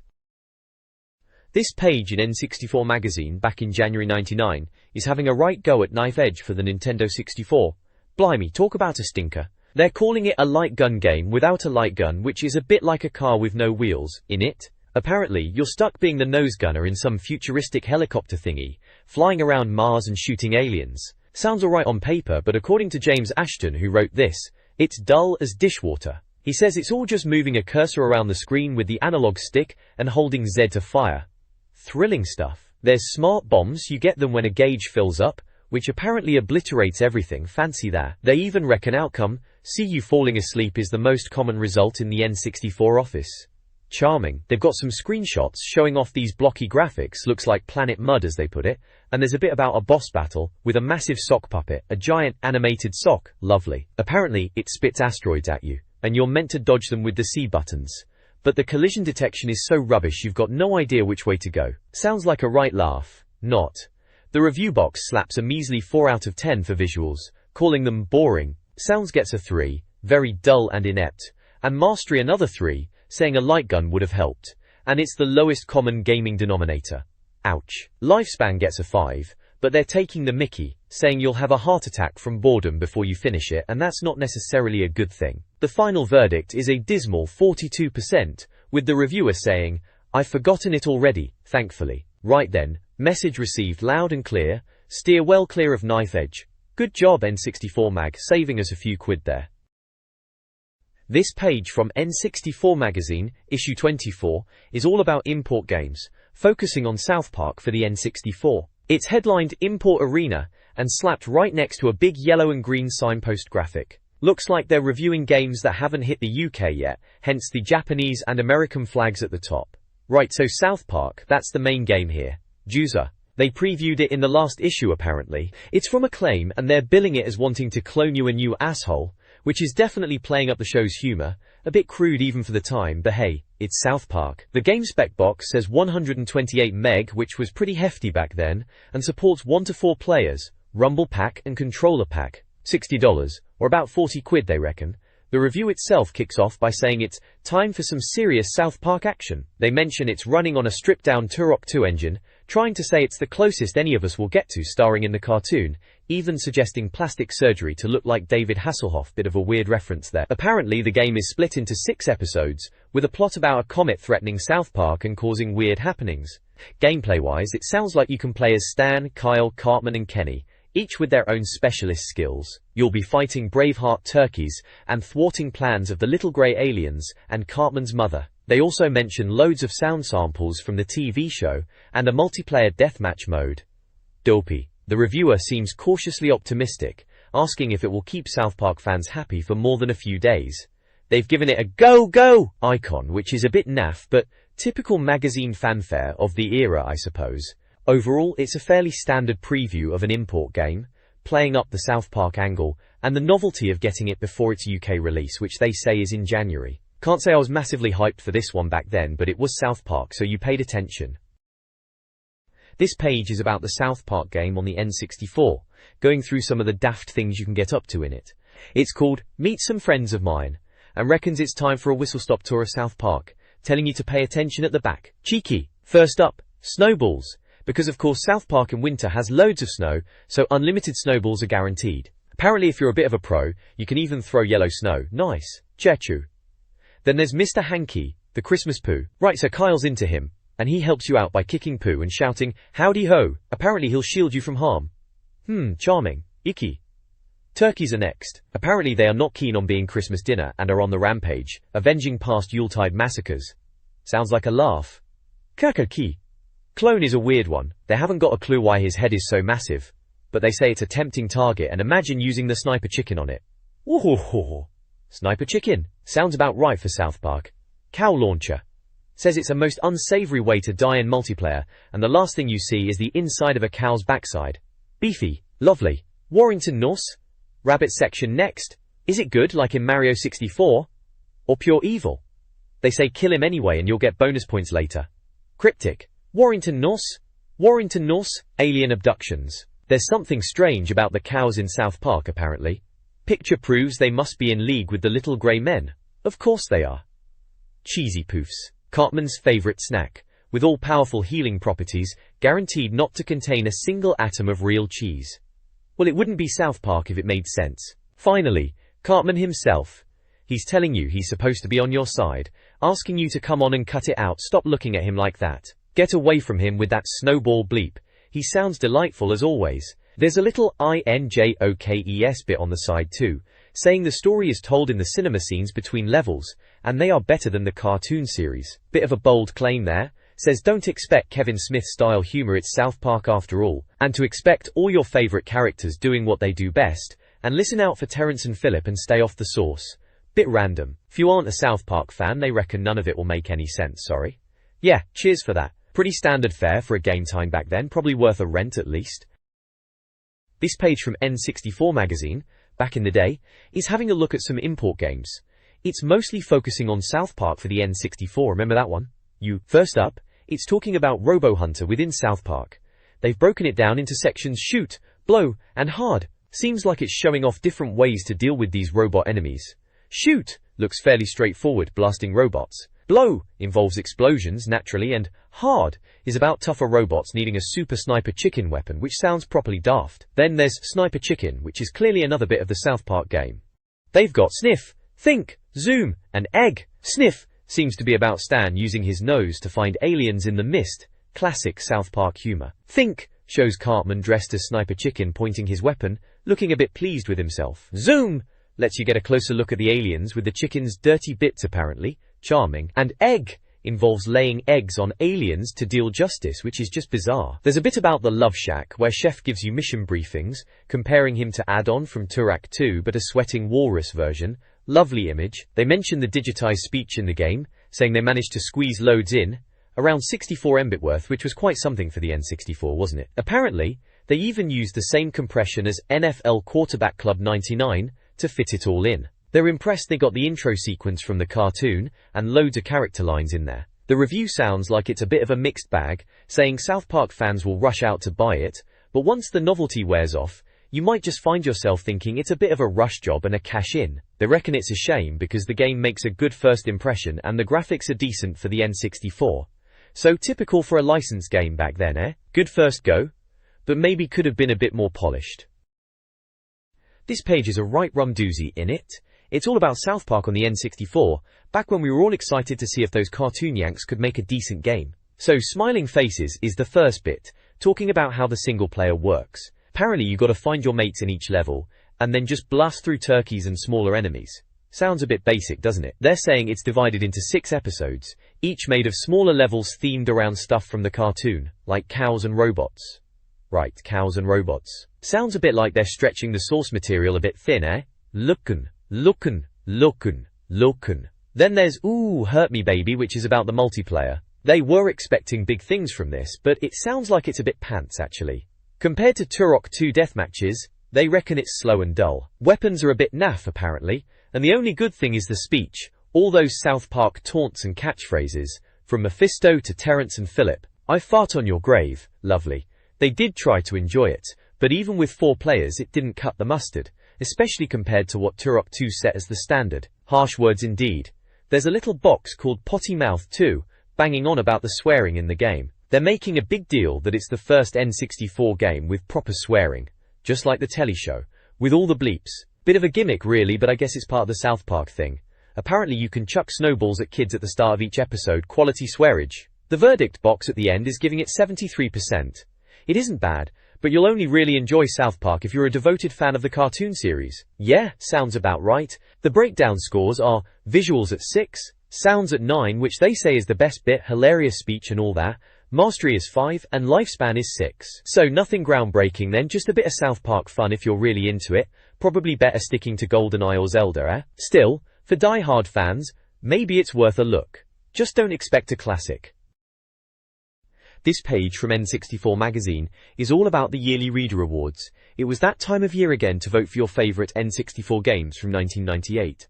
They wanted us, the readers, to pick our top 5 games released that year and send in the form. They even gave examples like GoldenEye or Zelda, Ocarina of Time as games that were eligible. Apparently Donkey Kong Racing, Banjo-Kazooie, IS-98, and WWF Warzone were not eligible though. Bit of a weird list of exclusions, but there you go. They were giving away copies of games for the first few entries picked out of a box too, so a little incentive to vote. Then there's a competition to win a Peugeot 106 Quicksilver Special Edition, which was a pretty decent little car back in the day, I suppose. All you had to do was play V-Rally 99, record your best total time across 4 courses in Arcade 1 mode, and send in a video of it by mid-February 1999. No cheating allowed, obviously, and you had to be a UK resident with a PAL N64 and a copy of V-Rally. The winner had to be able to drive and have insurance, so no kids pinching the car. It was all a bit of a faff really to win a car, but someone probably went for it. There's a form to fill in for that as well, along with the voting form. Standard magazine competition stuff from back then. This page from N64 Magazine is shouting about a V-Rally 99 competition, offering up a car as a prize, which was pretty mega back then. It's all about proving you're the fastest V-Rally driver on the N64. The how to enter section is basically telling you to get your copy of V-Rally 99, practice the arcade mode, record your best time on videotape, remember those, and then send the tape in. It's a bit of a faff compared to online leaderboards these days, but that was just how it was back then. You even needed to get a voucher to get a $5 off the game. There's a timetable, with deadlines for entries, and when they'd announce the winner in issue 27, gives you an idea of how long these things took back then. Then there's a times to beat section, with target times for different tracks like Indonesia, Corsica, Spain, and Safari. They even give you the gear ratio and suspension settings to use. Seems pretty specific, doesn't it? They're definitely trying to get the best of the best to enter. There's also a quick tip about secret cars, mentioning the V-Rally Ford Escort, Toyota Celica GT4, Lancia Stratos, and Lancia Delta Integrale. They were always banging on about secret cars in games, weren't they? Apparently you had to do specific things in the game to unlock them, like finishing the first arcade level, or setting time trial records. We all loved a good secret car back then, warring to unlock them. At the bottom is the entry form itself. You had to write down your time, name, address and promise you achieved it fairly on a pale machine without cheating. Ah, the good old days of postal entries for competitions. You'd spend ages filling these out, hoping you might actually win something decent. This page is all about the exciting prospects for N64 gamers in 1999, back when we were all still buzzing about the console. It's got a big bold headline shouting, "Brave New Mario World," and promises the biggest guide to 1999, with shots of 2 dazzling Mario games. They're saying 1998 was a good year for Nintendo, with titles like Turok, F1 World Grand Prix, F-Zero X, and Body Harvest keeping us busy. But they reckon 1999 will be even better, especially for Mario fans it seems. The article hints at a bunch of new Mario games, mentioning something about a strange board game, and a beat-em-up, featuring Mario and the usual suspects like Yoshi and Donkey Kong. They even mention rumors of Super Mario 64 2, and Mario RPG 2, which of course back then we were desperate for any scraps of info on those. Remember all the whispers and speculation in the playground? Green! Green! There's also talk of other surprises coming in 1999, in a kind of 1999 style, which sounds a bit vague, mentioning Turok 3, Contra 64, and even Ghouls and Ghosts as possibilities. It was all very exciting at the time, to be fair, wondering what treats Nintendo had in store for us. Oh, and it's from issue 24 of N64 Magazine. This page is all about Mario Party for the N64, looks like a preview from back in January 99. They're saying it's a star-studded Nintendo board game, which is a fair shout, given all the Mario characters involved. We're talking Mario, Wario, Princess Peach, Donkey Kong, Luigi and Yoshi. The usual suspects really, all as playable characters. It explains you collect stars by grabbing coins, 20 coins for a star to be precise, on different boards, and there are 6 stages in total, each with a different look and challenges. Apparently, there's even a secret bonus hidden somewhere. They show some of the boards like Mario's Rainbow Castle, Yoshi's Tropical Island, and Luigi's Engine Room, amongst others, Peach's Birthday Cake and Wario's Battle Canyon. Each board has a little blurb about the objective: rainbow building, Yoshi reuniting, engine repairing, cake baking, and bomb fighting. Sounds like typical Mario Universe fun and games, doesn't it? Warranting. Then there's a little bit about Super Mario RPG 2, which they call Super Mario 64 2 feet here, hinting it was meant for the 64DD originally. They say it's been quiet on the development front, comparing it to the SNES Super Mario RPG, and reckon it's aimed at a younger audience, so maybe not as challenging as Zelda, which is fair enough. They call it Nintendo Magic Dust. A bit cheesy, but I suppose that's the Nintendo charm they're on about. Overall, it's a preview getting people hyped for Mario Party, and a little update on the quiet Super Mario RPG 2. Takes me back, this does. This page is all about the upcoming game called All-Star Dairan 2 Smash Brothers, or Smash Brothers for short. A bit of a mouthful, isn't it? Apparently it's supposed to be a Nintendo beat-em-up, which, to be honest, we've seen a few of those, haven't we? They were even suggesting it might be a Tekken killer. Bit much if you ask me. Guinea. Warrington also has me. Anyway, it looks like it's got a right old mix of Nintendo characters. They've got Mario, Donkey Kong, Link, Samus from Metroid, Yoshi, Kirby, Fox McCloud from Star Fox and Pikachu. 8 playable characters so far, which is not bad. Maybe they'll add more. Apparently each one's got their own strengths and weaknesses and all that. It's got a 4-player battle mode, they reckon, which sounds a bit chaotic, to be honest, trying to keep track of all that on screen. Jechi? They're comparing it a bit to Fighter's Destiny, remember that one? Sounds like it's got points and stock modes for battles, and stages based on each character's game. Pickups like bow bombs are mentioned, which could be a laugh. Release date is still a bit vague, but they're saying autumn or winter 99. The reviewer even jokes about Yoshi twatting Mario's head, whatever that's supposed to mean. Looks alright, I suppose. We'll see how it turns out.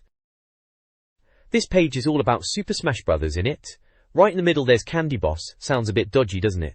It's about secret characters they reckon might be in Smash Bros. After you beat the single player. They're wondering if bosses from other Nintendo games might pop up. Like King K, Rule from Donkey Kong Country, Captain Andros from Star Fox, Ganondorf from Zelda, and even Wario. They're also suggesting Kid Icarus and Luigi as possibilities, but they're not too sure about Luigi being secret, which is fair enough, isn't it? Bit obvious that. Gurku. On the left there's Play Area, talking about the stages in Smash Bros. So far they've seen Mario's stage from Peach's Castle, Donkey Kong's Jungle stage, and Pikachu's City stage, Yamabuki City. They say the fighting is 3D, and you can move around levels, which sounds pretty standard for the time, but I suppose for a brawler it's a bit different. They mention if you fall off a platform you've got a bit of time to get back, otherwise, good night Vienna. Harsh but fair, they say. Yeah, sounds about right for Nintendo difficulty. Moi go. Over on the right there's a bit about Super Mario 64 too. They're not sure if it's coming out this year, 99 that is, but they reckon it probably will. Apparently Miyamoto, the main man, has said the Mario sequel was coming along, and his team had Mario and Luigi working in two-player on Zelda 64, so once Zelda is done, maybe Mario 64 2 is next. Fingers crossed, eh? Mario.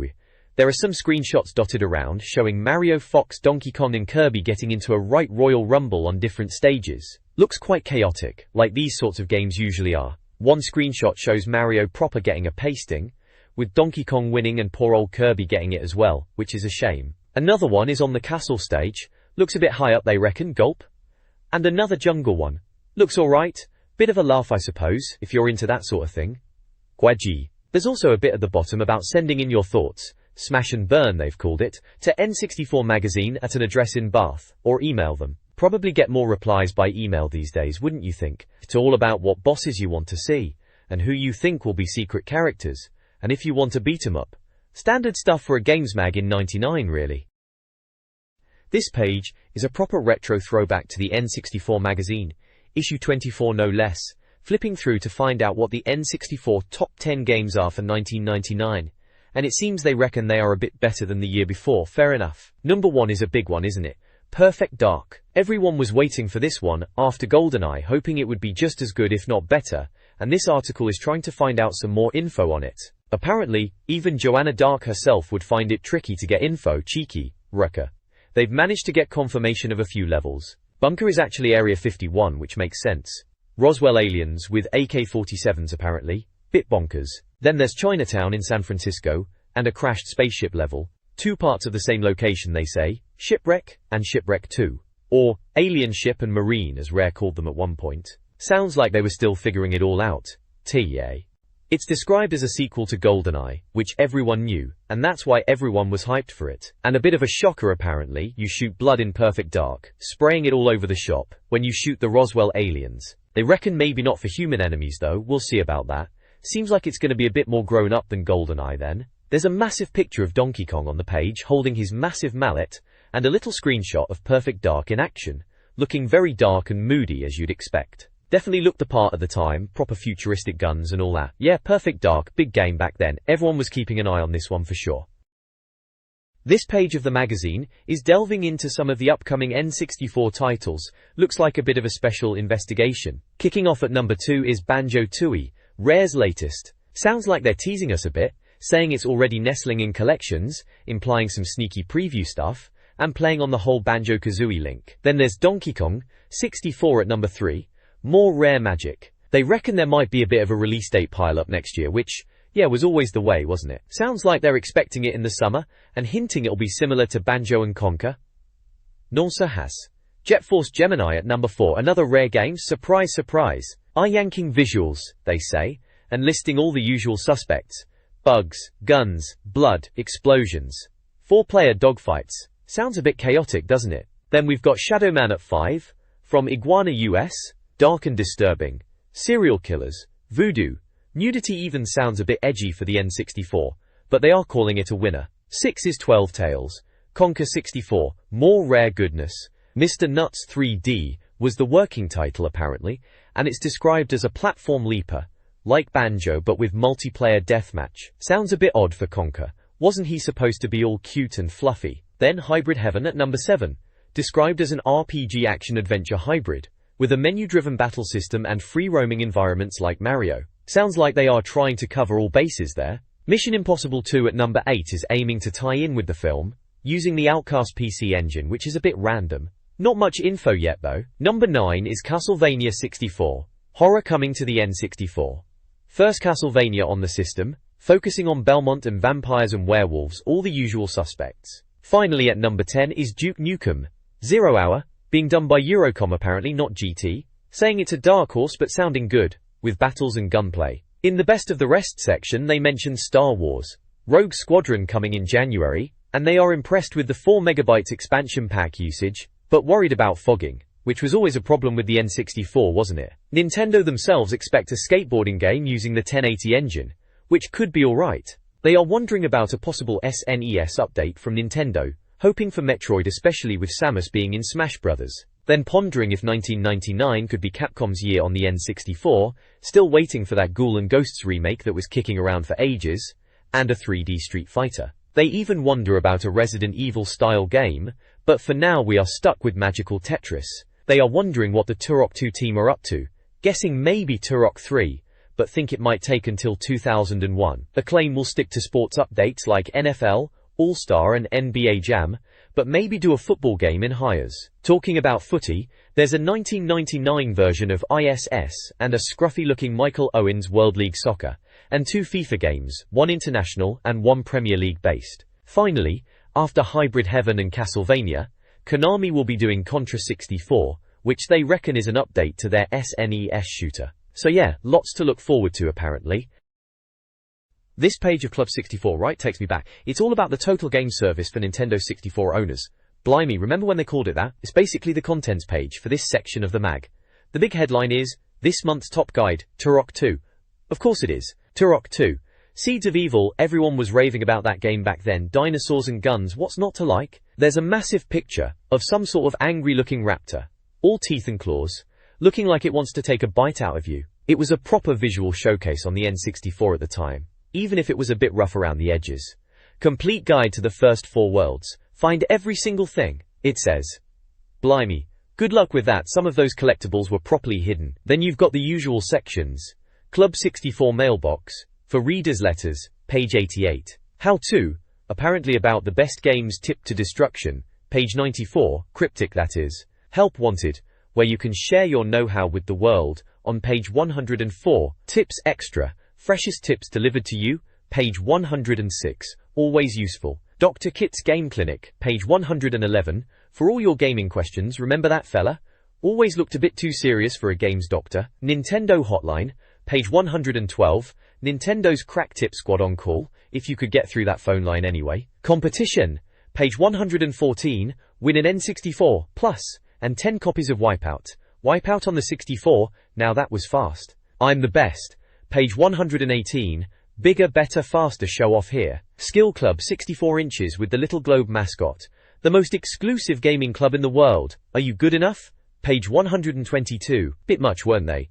Contact, page 127, buy, sell, trade and make new friends. Directory, page 130, completely updated and revised, probably just lists of shops and stuff. And finally back issues and subscriptions, page 138, with a little picture of the front cover of the magazine itself. Looks like Zelda is on the cover, no surprise there. Go, go, at the bottom, bit cheesy that. And the page number, 87, bottom right. January 1999, ah, happy days. This page of the N64 Magazine mailbag, right, let's have a look. We've got a star letter kicking things off, some bloke called Stuart from Dorking, banging on about how hard F-Zero X is, on master difficulty no less, and he's even sent in some dodgy Game Boy Pocket camera snaps to prove it. Bless him. We all remember getting our asses handed to us by F-Zero X, proper blisteringly fast that game was, and those random tracks at the end were a bit of alright madness, weren't they? Then there's a section called Heavier. Some bright spark in London called Mickey has noticed that some N64 carts feel heavier than others, and he's right, you know. They've actually weighed a few games. Snowboard Kids is a lightweight at 100 grams, 1080 snowboarding is a bit beefier at 150 grams, F1 World GP is surprisingly light at 100 grams, and Mario Kart is 125 grams. Apparently it's something to do with memory, and whether they've got battery backup saves. Who knew all that gubbins inside those grey cartridges actually made a difference to the weight? Next up is a rule. Drew from St. Albans is wondering if the magazine has a soft spot for rare games, like Banjo-Kazooie, compared to Nintendo's own stuff, especially after they said Diddy Kong Racing was better than Mario Kart. Bit cheeky that, mentioning GoldenEye and Turok 2 scores too. The magazine's reply is a bit of a laugh, with a picture of Mario looking all triumphant. Bit of a wind-up that. Correction corner, predictably, they've cocked something up. Seems they called Scott Hall Stuart Hall in a WCW/NWO Revenge review. Dough! And they got the V-Rally game titles muddled. V-Rally 64, V-Rally 98, V-Rally 99, yeah, alright, we get it. And someone's moaning about no Turok 2 in issue 22 when they said there would be. Magazines, eh? Always making a boo-boo somewhere. Lastly, there's Really Exist. Eddie from Glasgow is asking about the Game Shark. He's seen codes online, but can't find one in the shops. Of course the Game Shark exists, mate. It was the cheat device of choice back then. Daytel Action Replay it was actually called here in the UK. Mind you, they were a bit fiddly to use and only really worked properly with American NTSC consoles sometimes. Ah, the joys of importing games and trying to get cheats to work. Simpler times, eh? This page in N64 Magazine is the bonus letters section, classic stuff back then. Jugginchi. Kicking off, we've got Tom from Kenilworth thanking the mag because his mum bought him Turok 2 after reading their review. Good work. N64 Mag influencing parents' wallets. Ed's reply is, that's what we're here for, cheeky. Then Ben in Hungerford is asking about Great Ashton near Longleat. No idea what that's about, but Ed says, millions to one, mysterious. Carl from Swindon is wondering why one-player adventures don't have female pop star characters like Billy. Ed's reply is, I can think of some very good reasons. Bit cryptic, Ed. Ronnie from Hornchurch is bragging about finishing mission impossible on the hardest setting and beating up embassy staff. Ed's reply is, remember, violence is golden. Bit of a lad, Ronnie. Aaron from Halesowen is claiming to have beaten all Mario scores but can't prove it without a Game Boy camera. Ed's reply, nice try. Sarcastic Ed is on form. Grogger. Tom from Homeless, interesting address, likes crashing in F1 World Grand Prix, and wonders if you can lose all four wheels. Ed's reply is about someone called Ricard Rosett, failing to do it in real F1, so good luck, Tom. James from Barnhurst read an American mag calling Perfect Dark Rare Hero 3, which he thinks is stupid. Ed agrees, saying they are probably confused. Moving on to the simple section, someone called Stuart from Normanton pointed out that the F-Zero picture in issue 22 was actually the old SNES version, not F-Zero X. Oops. Ed admits it was a mistake and says, sorry for causing any undue alarm. Next is Shocked, about GoldenEye times being too fast for the best leagues. Basically, they think someone cheated to get those fast bunker 2 times on 007 difficulty. They suspect secret agent times were submitted instead. Ed hopes they will correct this. Terrifying collaboration is from Miles in Grimsby, who read Holly Johnston's letter about islands of Andros and Bowser in Colombia. Sounds like a bit of a bizarre letter chain going on. Ed says they are beginning to think Nintendo names characters after consulting an atlas. Bit of a stretch, maybe. Asher. Poodoo is from Chris in Crew, asking about the South Park picture, wondering what Mr. Hanky Poo is doing for Christmas. Ed's reply is just wondering. Very profound. Keep Printing is from David Gillies, complaining about the Skill Club Gold category, saying there are more than 10 challenges, but you only need to complete 10. Ed clarifies that it's a choice of which 10 you want to attempt. Fair enough. Frenchiness is from Timothy in New Zealand, who noticed that Infogrames used Russian characters in GoldenEye and Mission Impossible, but only for English words, not actual Russian words. Bit of a weird thing to do by Infogrames. Ed calls him rare perfectionist as ever. Finally, there's So Tell Me This, a Q&A section. Question 1. Is the 64DD ever coming to Europe? Answer. Probably not. Nintendo found it wasn't needed as much after Zelda, and no one, even Rare, has used it much. Question 2. How to get screenshots for a fanzine? Answer. 1. Nintendo probably won't sell you a capture device. 2. PC video capture card is the best way, starting around £70. Remember future PC format mag, Ed says. Good tip for the time. Why? Question 3. Will Body Harvest be less gory? Answer. No, says Ross Keniston's dad. It's too gory for him. Ed says tough luck, but a good fanzine should be bright and original anyway, citing Retro Gamer and Roll Call as examples. Says Body Harvest is about saving people from enormous aliens with green blood. It's good wholesome stuff honestly. Classic sarcasm from Ed. Question 4. What happened to Fighting Force 64? Answer. Cancelled by Codemasters. Hints at E3 last year, but rethinking has gone on since then. Vague. Question 5. What about Flying Dragon by Infogrames, sequel to Fighter's Destiny, and a Tokay touring car N64 sequel? And what's happening? Lawful with Resident Evil 64? Answer. Flying Dragon is likely cancelled, Tokay sequel is possible. Resident Evil on N64 isn't happening due to pre-rendered graphics, but Capcom has other N64 titles coming. They'll get something better, apparently. And Resident Evil 2 is being developed at Infogrames Lion Studio. Early stages, so don't expect shots soon. So that's the letters page. Bit of a mixed bag, fan questions, game news, and Ed being his usual sarcastic self. Typical N64 mag content really. This page has got the usual quiz, trying to win a bit of cash, 50 quid this time. Not bad for answering a few questions. The questions are a bit of a mixed bag. One about Superman being killed by kryptonite, then it's on to what NBA stands for, probably something to do with basketball games on the 64. Then they ask about Rush 2 multiplayer, how many players it is, and the wait for Zelda. Everyone was waiting for Zelda back then, weren't they? Wonder what date they were on about. Probably Ocarina of Time. Then there's some oddball questions about sweary games and villains called Zelda, and prisons in Rush 2. Bit random really.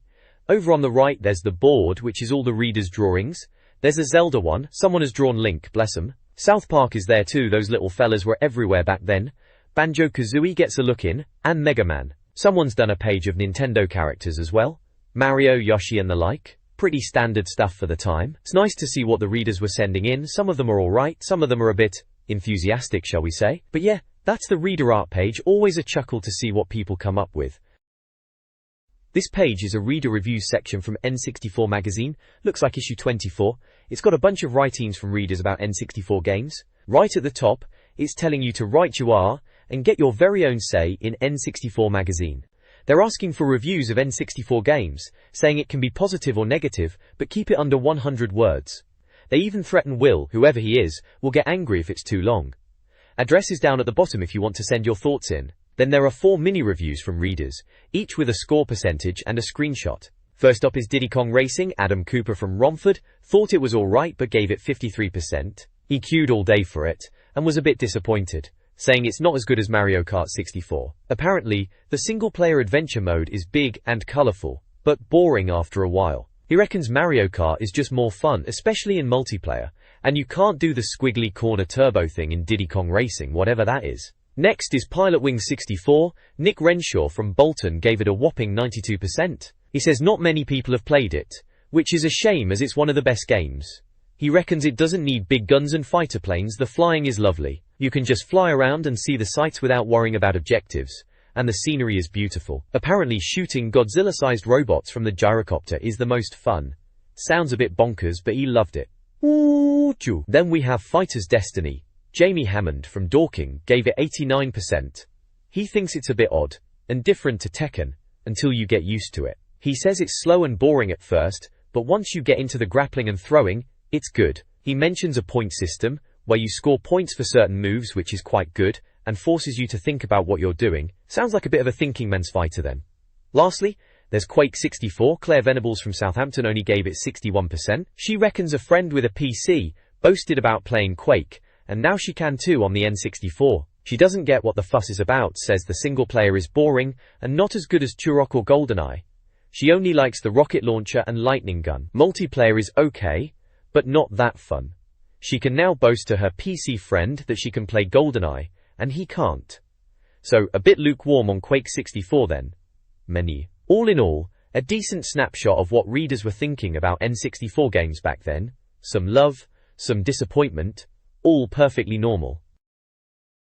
This page is a right blast from the past, isn't it? It's all about Turok 2, Seeds of Evil, on the N64. Massive game that was, took ages to complete, also they said here in N64 Magazine. Apparently, if you were stuck, this page was supposed to be your savior, a how-to guide to saving the universe. Bit dramatic, even for Turok, eh? They've got a little what we said section, banging on about their review in issue 21, saying it was a thrilling new era for the N64, bigger, bolder, ballsier, bit much really. And best game of the year so far, yeah, until Zelda came along, let's be honest. 95% they gave it, that's a solid score, fair play. The main bit's supposed to be a guide with color-coded boxes to help you find stuff. Blue for level keys and red for bits. They've listed a load of things you might need help with: distress beacons, children, weapons, level keys of course, warp portals, warp portal activator, primogen keys, gate keys, sister of despair, soul gate. Bit of a random list, but I guess if you were truly stuck it might have been handy. There's a little screenshot of the game itself, looks pretty moody, as Turok 2 always did. Yep, classic N64 page this. From back in the day. This page right then, it's got a massive close-up of one of those nasty raptor blokes from Turok 2, filling up most of the space, teeth and claws all over the place. It's a how-to guide, typical magazine stuff back then, all about saving the universe in Turok 2. Bit dramatic, weren't they? The article itself is about totems, and how to protect them. Apparently they're important for stopping the bad guys, the primogen, from escaping and nicking all the chocolate biscuits. Cheeky. They're saying you have to stand high up, and use powerful weapons, standard run and gun stuff, for Turok really. There's a little screenshot showing the game, all first person and blocky, with health bars and ammo counters, takes you right back. Yeah, pretty standard issue guide for getting through Turok 2, back when we were all trying to figure these games out ourselves mostly. This page is a guide, a proper retro walkthrough from the looks of it, ripped straight from N64 Magazine back in the day, must be issue 24. It's all about level 1 of what must be Turok 2 or something very similar, given the dinosaurs and the weapon names. They're showing you how to activate distress beacons and rescue kids. Classic stuff for these shooters at the time. They start with the distress beacon one, telling you to follow the path and shoot a barrel to blow a wall up. Pretty standard puzzle solving, eh? Then they point out where to grab the pistol, calling it effective for a novice dino basher, which is a bit of a backhanded compliment if you ask me, but hey, a gun's a gun. After that, they show you where to get child 1 foot by climbing up some ledges and pulling a lever. Simple enough. Then it moves on to distress beacon 2 feet and the level 2 key, which are found after using a teleporter and dealing with a lizard type enemy. You know, just your average Tuesday night gaming in '99. Next up is distress beacon 3 feet, which involves boats and levers, culminating in finding child 2. Finally, they give you the lowdown on the shotgun, weapon 2, saying it's great close range, but not so much further away. Yeah, no kidding, shotguns generally are. And of course, to get child 3 and child 4, there's more lever pulling and dino killing involved, including dealing with dinozoids. It's all fairly straightforward stuff, but back then, these guides were like gold dust if you were stuck, wasn't it? Good times. This page is all about getting through Turok 2, back on the N64. Right then, it kicks off with the tech bow, which it reckons is a step up from the hunter's bow, saying it's all futuristic and that, with sniper capabilities and explosive arrows. Sounds good, doesn't it? Then there's the primogen key, apparently fiercely defended, but they say you can just jump up and grab it without too much fuss. Classic N64 platforming, eh? Hasn't it? Next up, it's all about level keys. First level 3 key is behind a waterfall, but you have to pull a lever on the rooftops to get to it. Always with the key hunts in these games, weren't they? Then for child 3 you'll buy some griffin statues, classic Turok scenery. Pile of rubble to get to a lever, and then shoot some enemies behind secret walls to find the kid. Bit convoluted, but that's Turok for you. Oh, and apparently if you throw a flare at the griffins they light up. Bit of pointless fun that. Child 4 is in some small houses. Jump on crates, throw a switch, climb ladders, wooden plank. Lever the usual key finding palaver really. Then level 2 key is in a house, back door, levers, you know the drill. Second level 3 key is after a sniping bit with dinos on rooftops. Ladders, lever, secret room. They really like their levers in Turok, don't they? And finally, the last level 3 key is in the big house at the end of the level, rooftop, ladders, pistra. Last bit is the alien warp portal, opposite the big house. Passage, ledge, activator, and then you have to fight primogen servants to get the first bit of the nuke weapon. Because of course you need a nuke weapon in Turok. Seems pretty standard stuff for a Turok level guide really. Keys, levers, and blasting dinos. Good times, good times.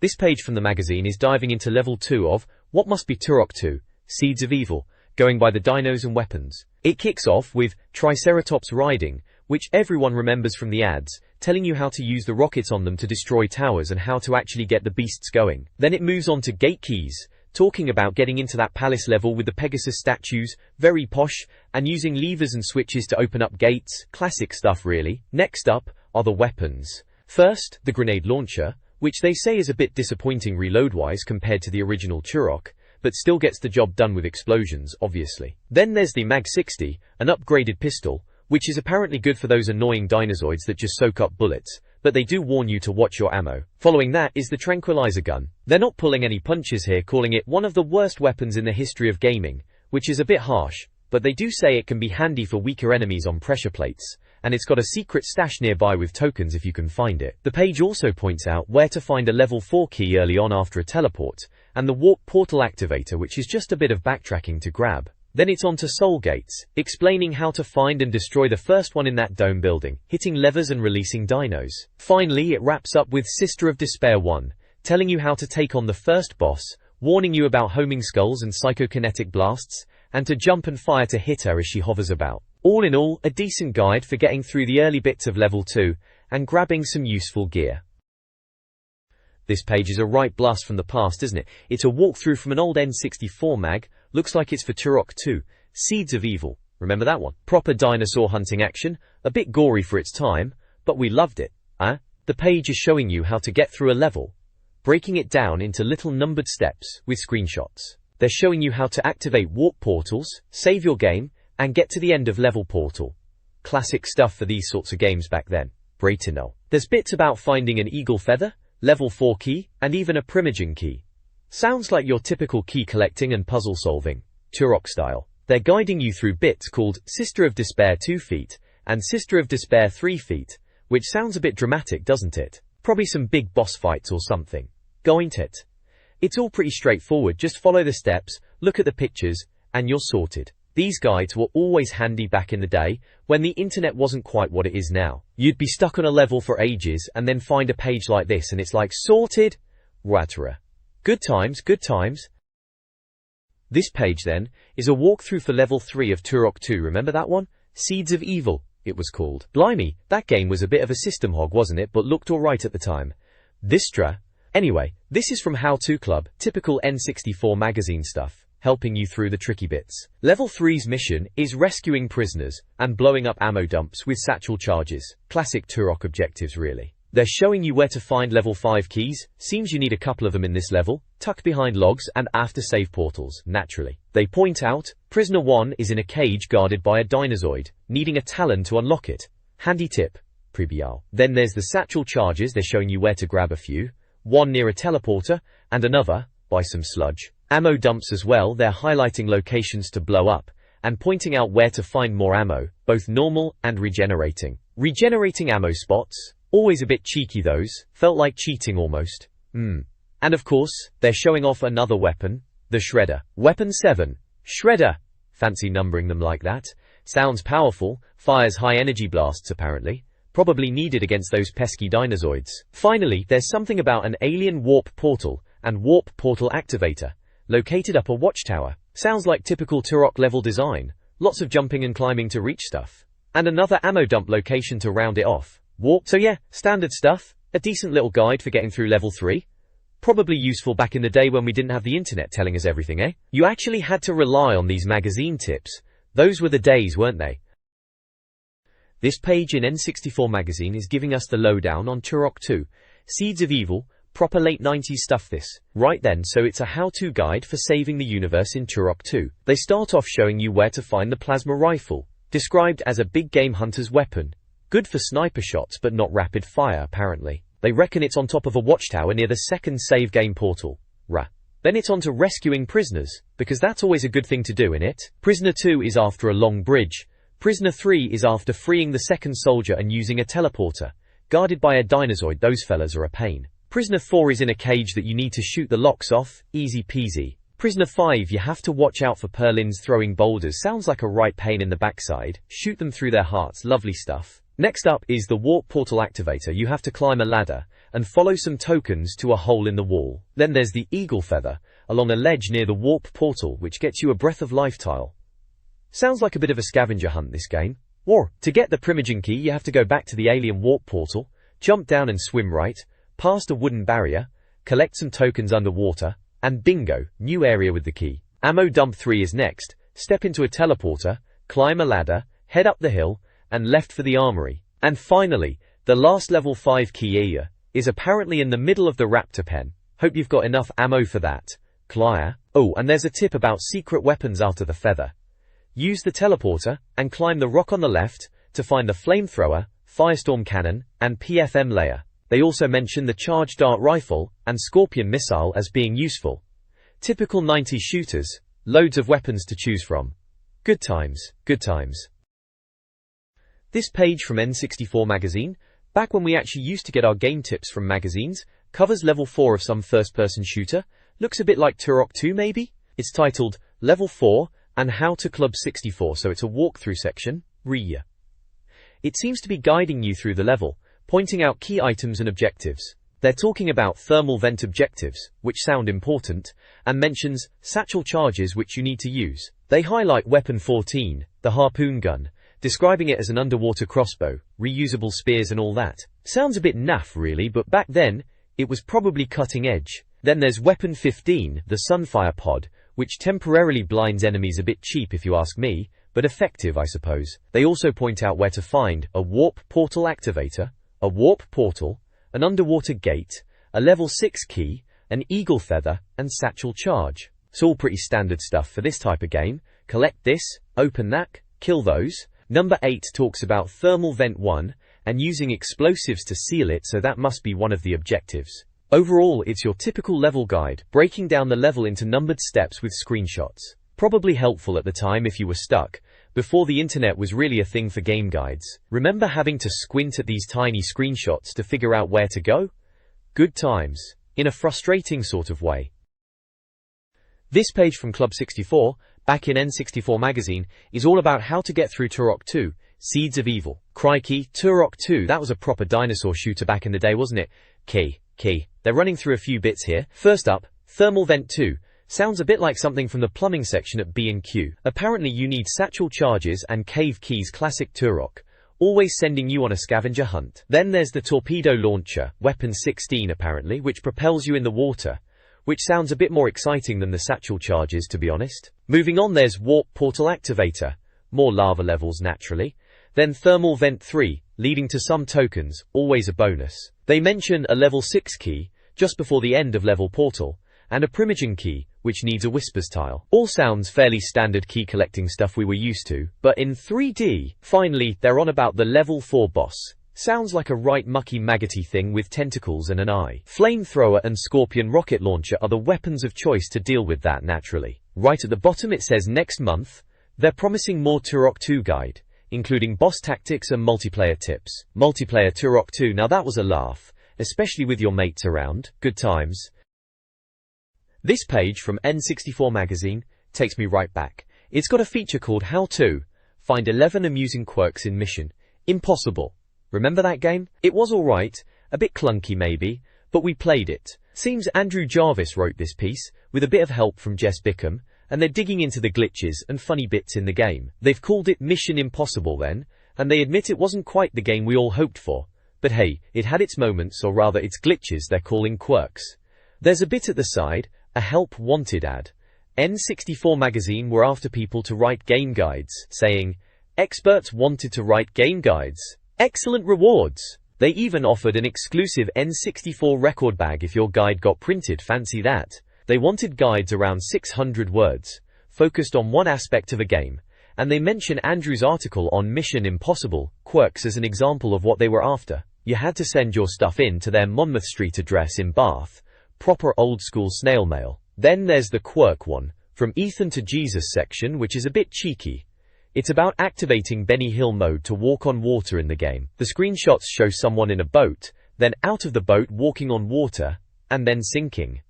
The text bubbles are quite funny, with Ethan Hunt saying, "Look at me, I'm walking on water," and then, "Ah, now I'm sinking. Nuts." Right then, very amusing. It mentions that there are more tips and cheats in the Double Game Guide Plus this month, featuring guides for F-Zero X and Glover. Double Game Guide Plus, they were always trying to give you a bit extra, weren't they? Good times. This page from Club 64, right? It's the Help Wanted section, always a good read back in the day. This one's all about quirks and little hidden bits in games, mostly GoldenEye 007 it seems. Surprise, surprise. They've got a bunch here, like how to get from Lundquist to mainland in a sneaky way by shooting guards out of order. Typical GoldenEye really, always finding ways to break it. Then there's a bit about Ethan being a bit of a menace, shooting Downey and the Subban on Lundqvist's base just as he's saluting. Apparently he keeps saluting as he sinks, which is a bit dark humor in it. And another for seeing underwater by messing about with the controls, classic glitch hunting. Oh, and Perfect Dark gets a mention too, just the one though, about Russians speaking English on the embassy level if you give them a whack. Bit of a lazy localization job there maybe. Ooh.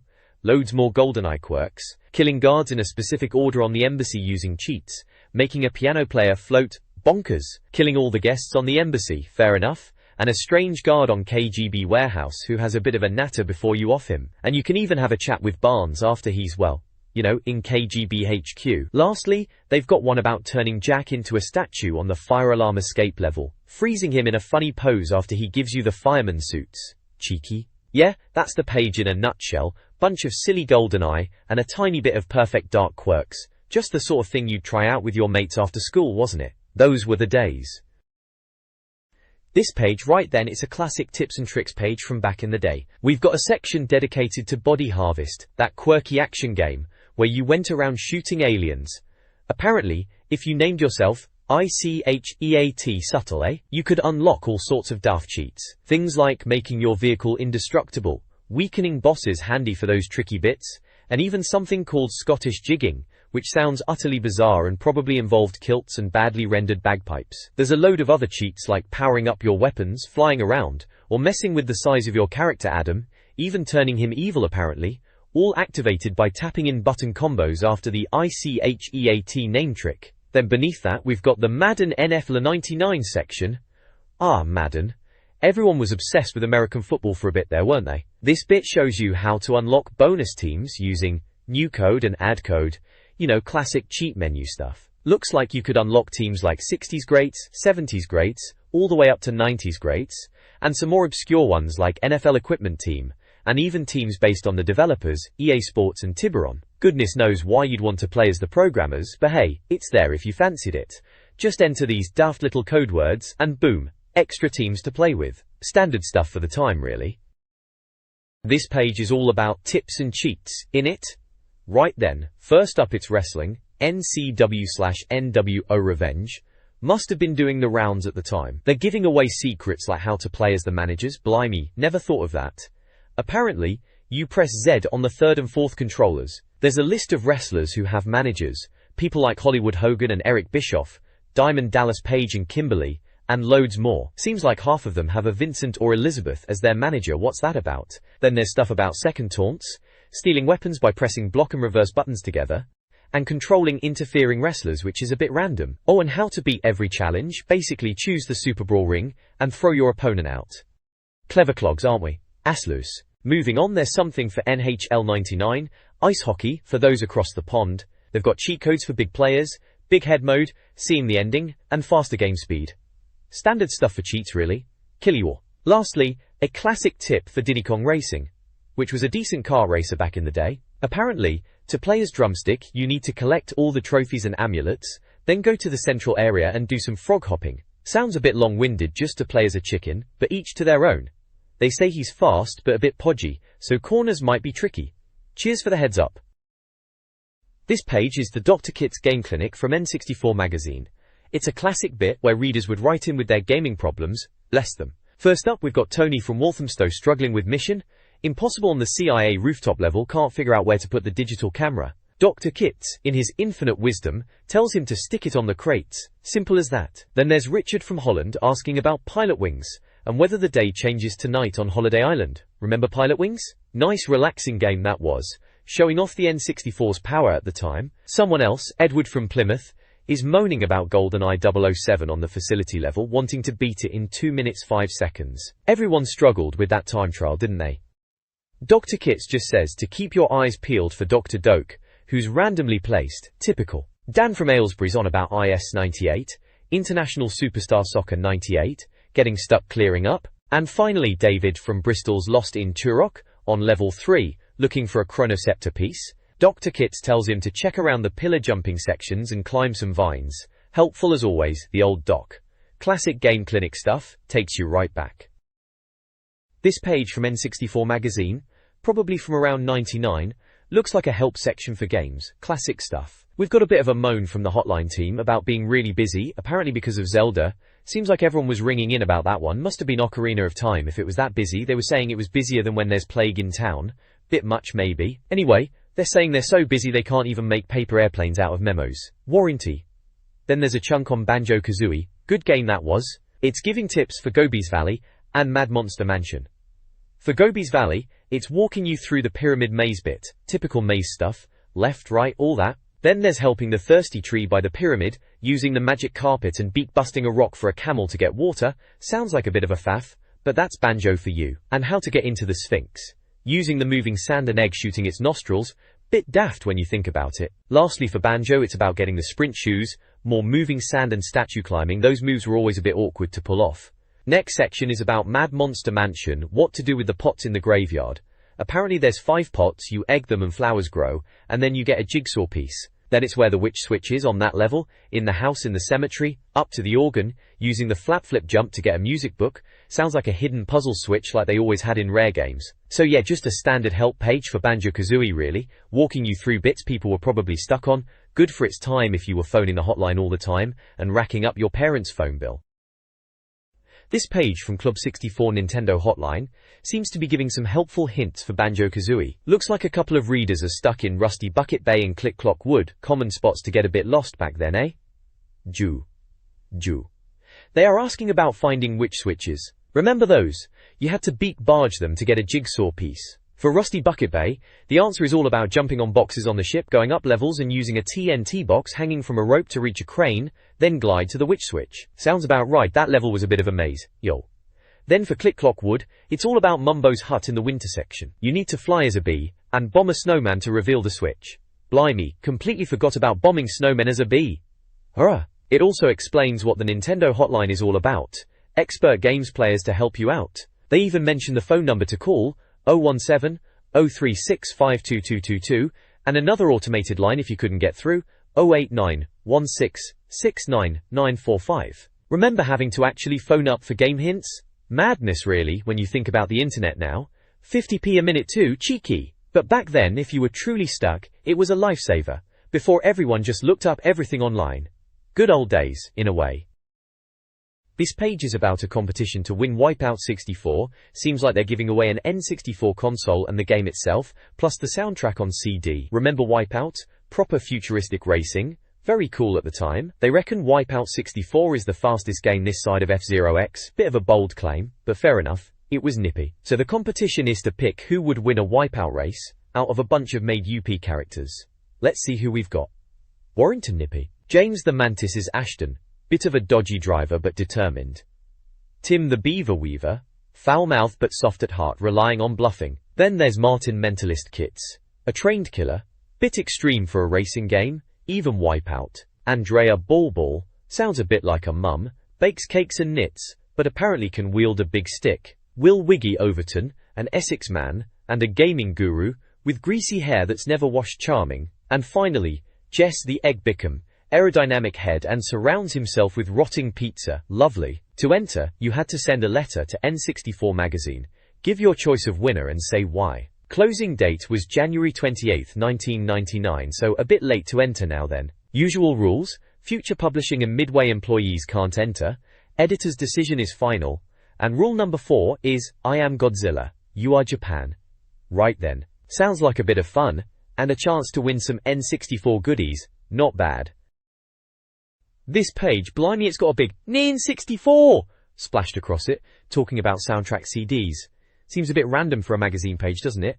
Then there's a result box. Looks like they're announcing a competition winner from Club 64. Apparently, it was the Magnet Magnuson competition, which sounds like a right laugh, and folks had to come up with something to burst through the ceiling and seriously surprise a passing pigeon. Bonkers. Gestures.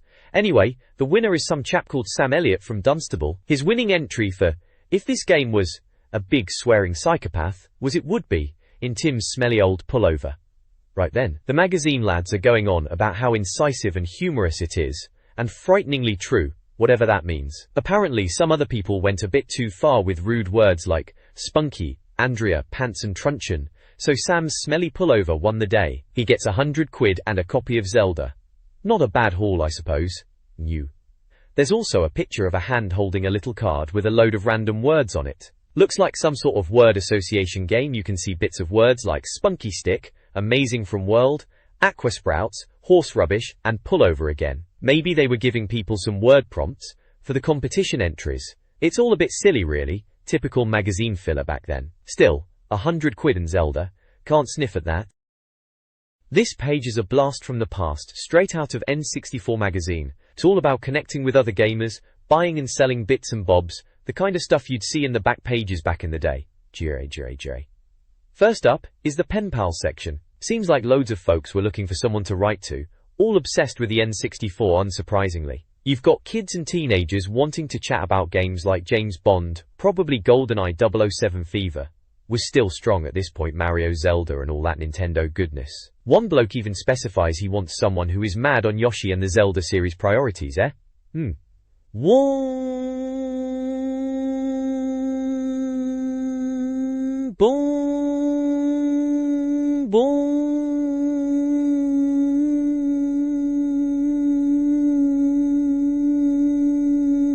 Before proper internet forums, fanzines were how you got your fix of deeper game chat. There are a few mentioned here like Pulse Interactive, which sounds like it's trying to be a one-stop shop for all formats, and another just dedicated to N64. They're promising reviews, previews, cheats, all the stuff you needed when the internet was still a bit slow and rubbish. Finally, Games Wanted, the classic section for buying and selling. People are after all sorts, from the big hitters like Final Fantasy III, that's the American one, not 6, for the SNES, Chrono Trigger, and Turok. Proper old school titles. Someone's even after Weetrix and Mario and Blastcore tips books. Blastcore was brilliant, underrated game that one, shame it never got a proper sequel. And someone else is trying to flog off loads of old N64 magazines, issues 1 to 22, bet they're worth a pretty penny now if they're in good nick. It's all very much pre-Bay days this, all about phone calls and writing letters to sort out your gaming needs.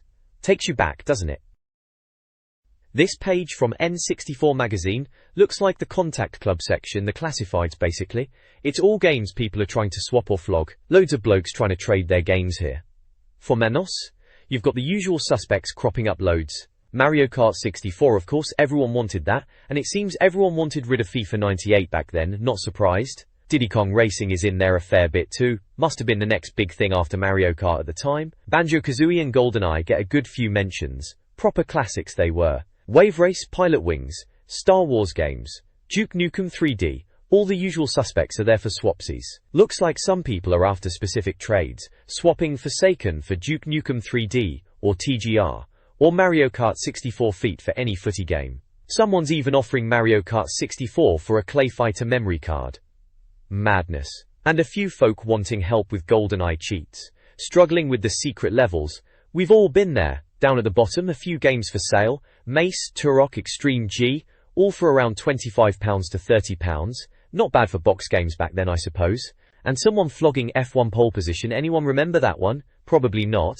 Ah well, classic classifieds page, a good way to shift your old games and try and get something new without shelling out full price. Takes you back. This page is about Nintendo's knack for innovation, specifically looking at a couple of things they brought to gaming. First up, there's the D-pad, invented by Gunpei Yokoi back in '81 for the Game & Watch units. It became the standard for pretty much everything afterwards, with Atari, Sega, Sony and loads of others all copying it. It talks about how it's a decent enough way to control games, especially compared to some of the old joysticks, but it's maybe not ideal for games needing diagonal movement, though it's better than buttons for directions. Then it moves on to the shoulder button, which Masayuki Uemura came up with for the Super Famicom in 1990. That's the SNES to us Brits. Apparently it got nicked by Saturn, PlayStation and Dreamcast later on. The article reckons it's a subtle but clever thing, letting you do extra things in games. They mention using them in shoot-em-ups for weapon switching, adventures for inventory, and fighting games for extra punches and kicks, like in Street Fighter 2. It even gives a nod to Super Metroid, saying shoulder buttons helped with aiming up and down. They also mention the Z trigger on the N64, which is like a shoulder button but works well with the analog stick. All in all, just another example of Nintendo doing alright at design apparently. This page is all about Nintendo 64 innovation, a bit of a self-congratulatory pat on the back from the looks of it. They're talking about the analog stick, the platform game, and the 3D platform game. Reckon they pretty much nailed all three. First up, the analog stick. Apparently, while Nintendo might not have invented it, They were the first to make it standard on a console with the N64 back in '96. They're saying Sega and Sony were quick to copy, which is probably true, although they do call their versions rather inferior. A bit cheeky. They mention playing Mario or Pilotwings with a D-pad being a horrible thought, which is a bit strong. We managed alright back in the day. But yeah, the analog stick was a game changer for 3D games, made things a lot smoother. Then there's the platform game. They give Shigeru Miyamoto, the big cheese at Nintendo, credit for inventing this way back with Donkey Kong in the arcades. They're bragging about Mario games selling over 50 million, which is a lot, even now. They go on about Mario's World on the NES being a blueprint for all 2D platformers, which, fair enough, it was pretty influential. Finally, they're onto the 3D platform game. Again, Miyamoto gets the credit for Super Mario 64, launched in '96 with the console. They reckon it was way better than anything before and only Zelda really came close, which is a bold statement, especially as Zelda wasn't even out yet at the time this mag was printed, assuming it's early '99. They talk about the immersive 3D environments in Mario 64, and how it made you feel like you were really there, smelling the grass, even checking your trousers for scorch marks after fighting Bowser. A bit over the top perhaps, but it was impressive for the time. There's also a little bit on the inventors.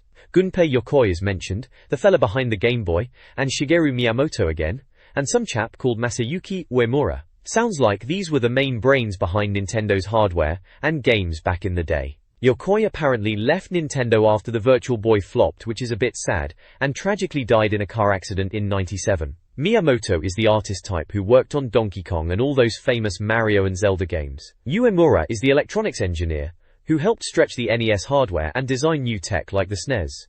So yeah, a bit of a Nintendo history lesson mixed in with the game talk.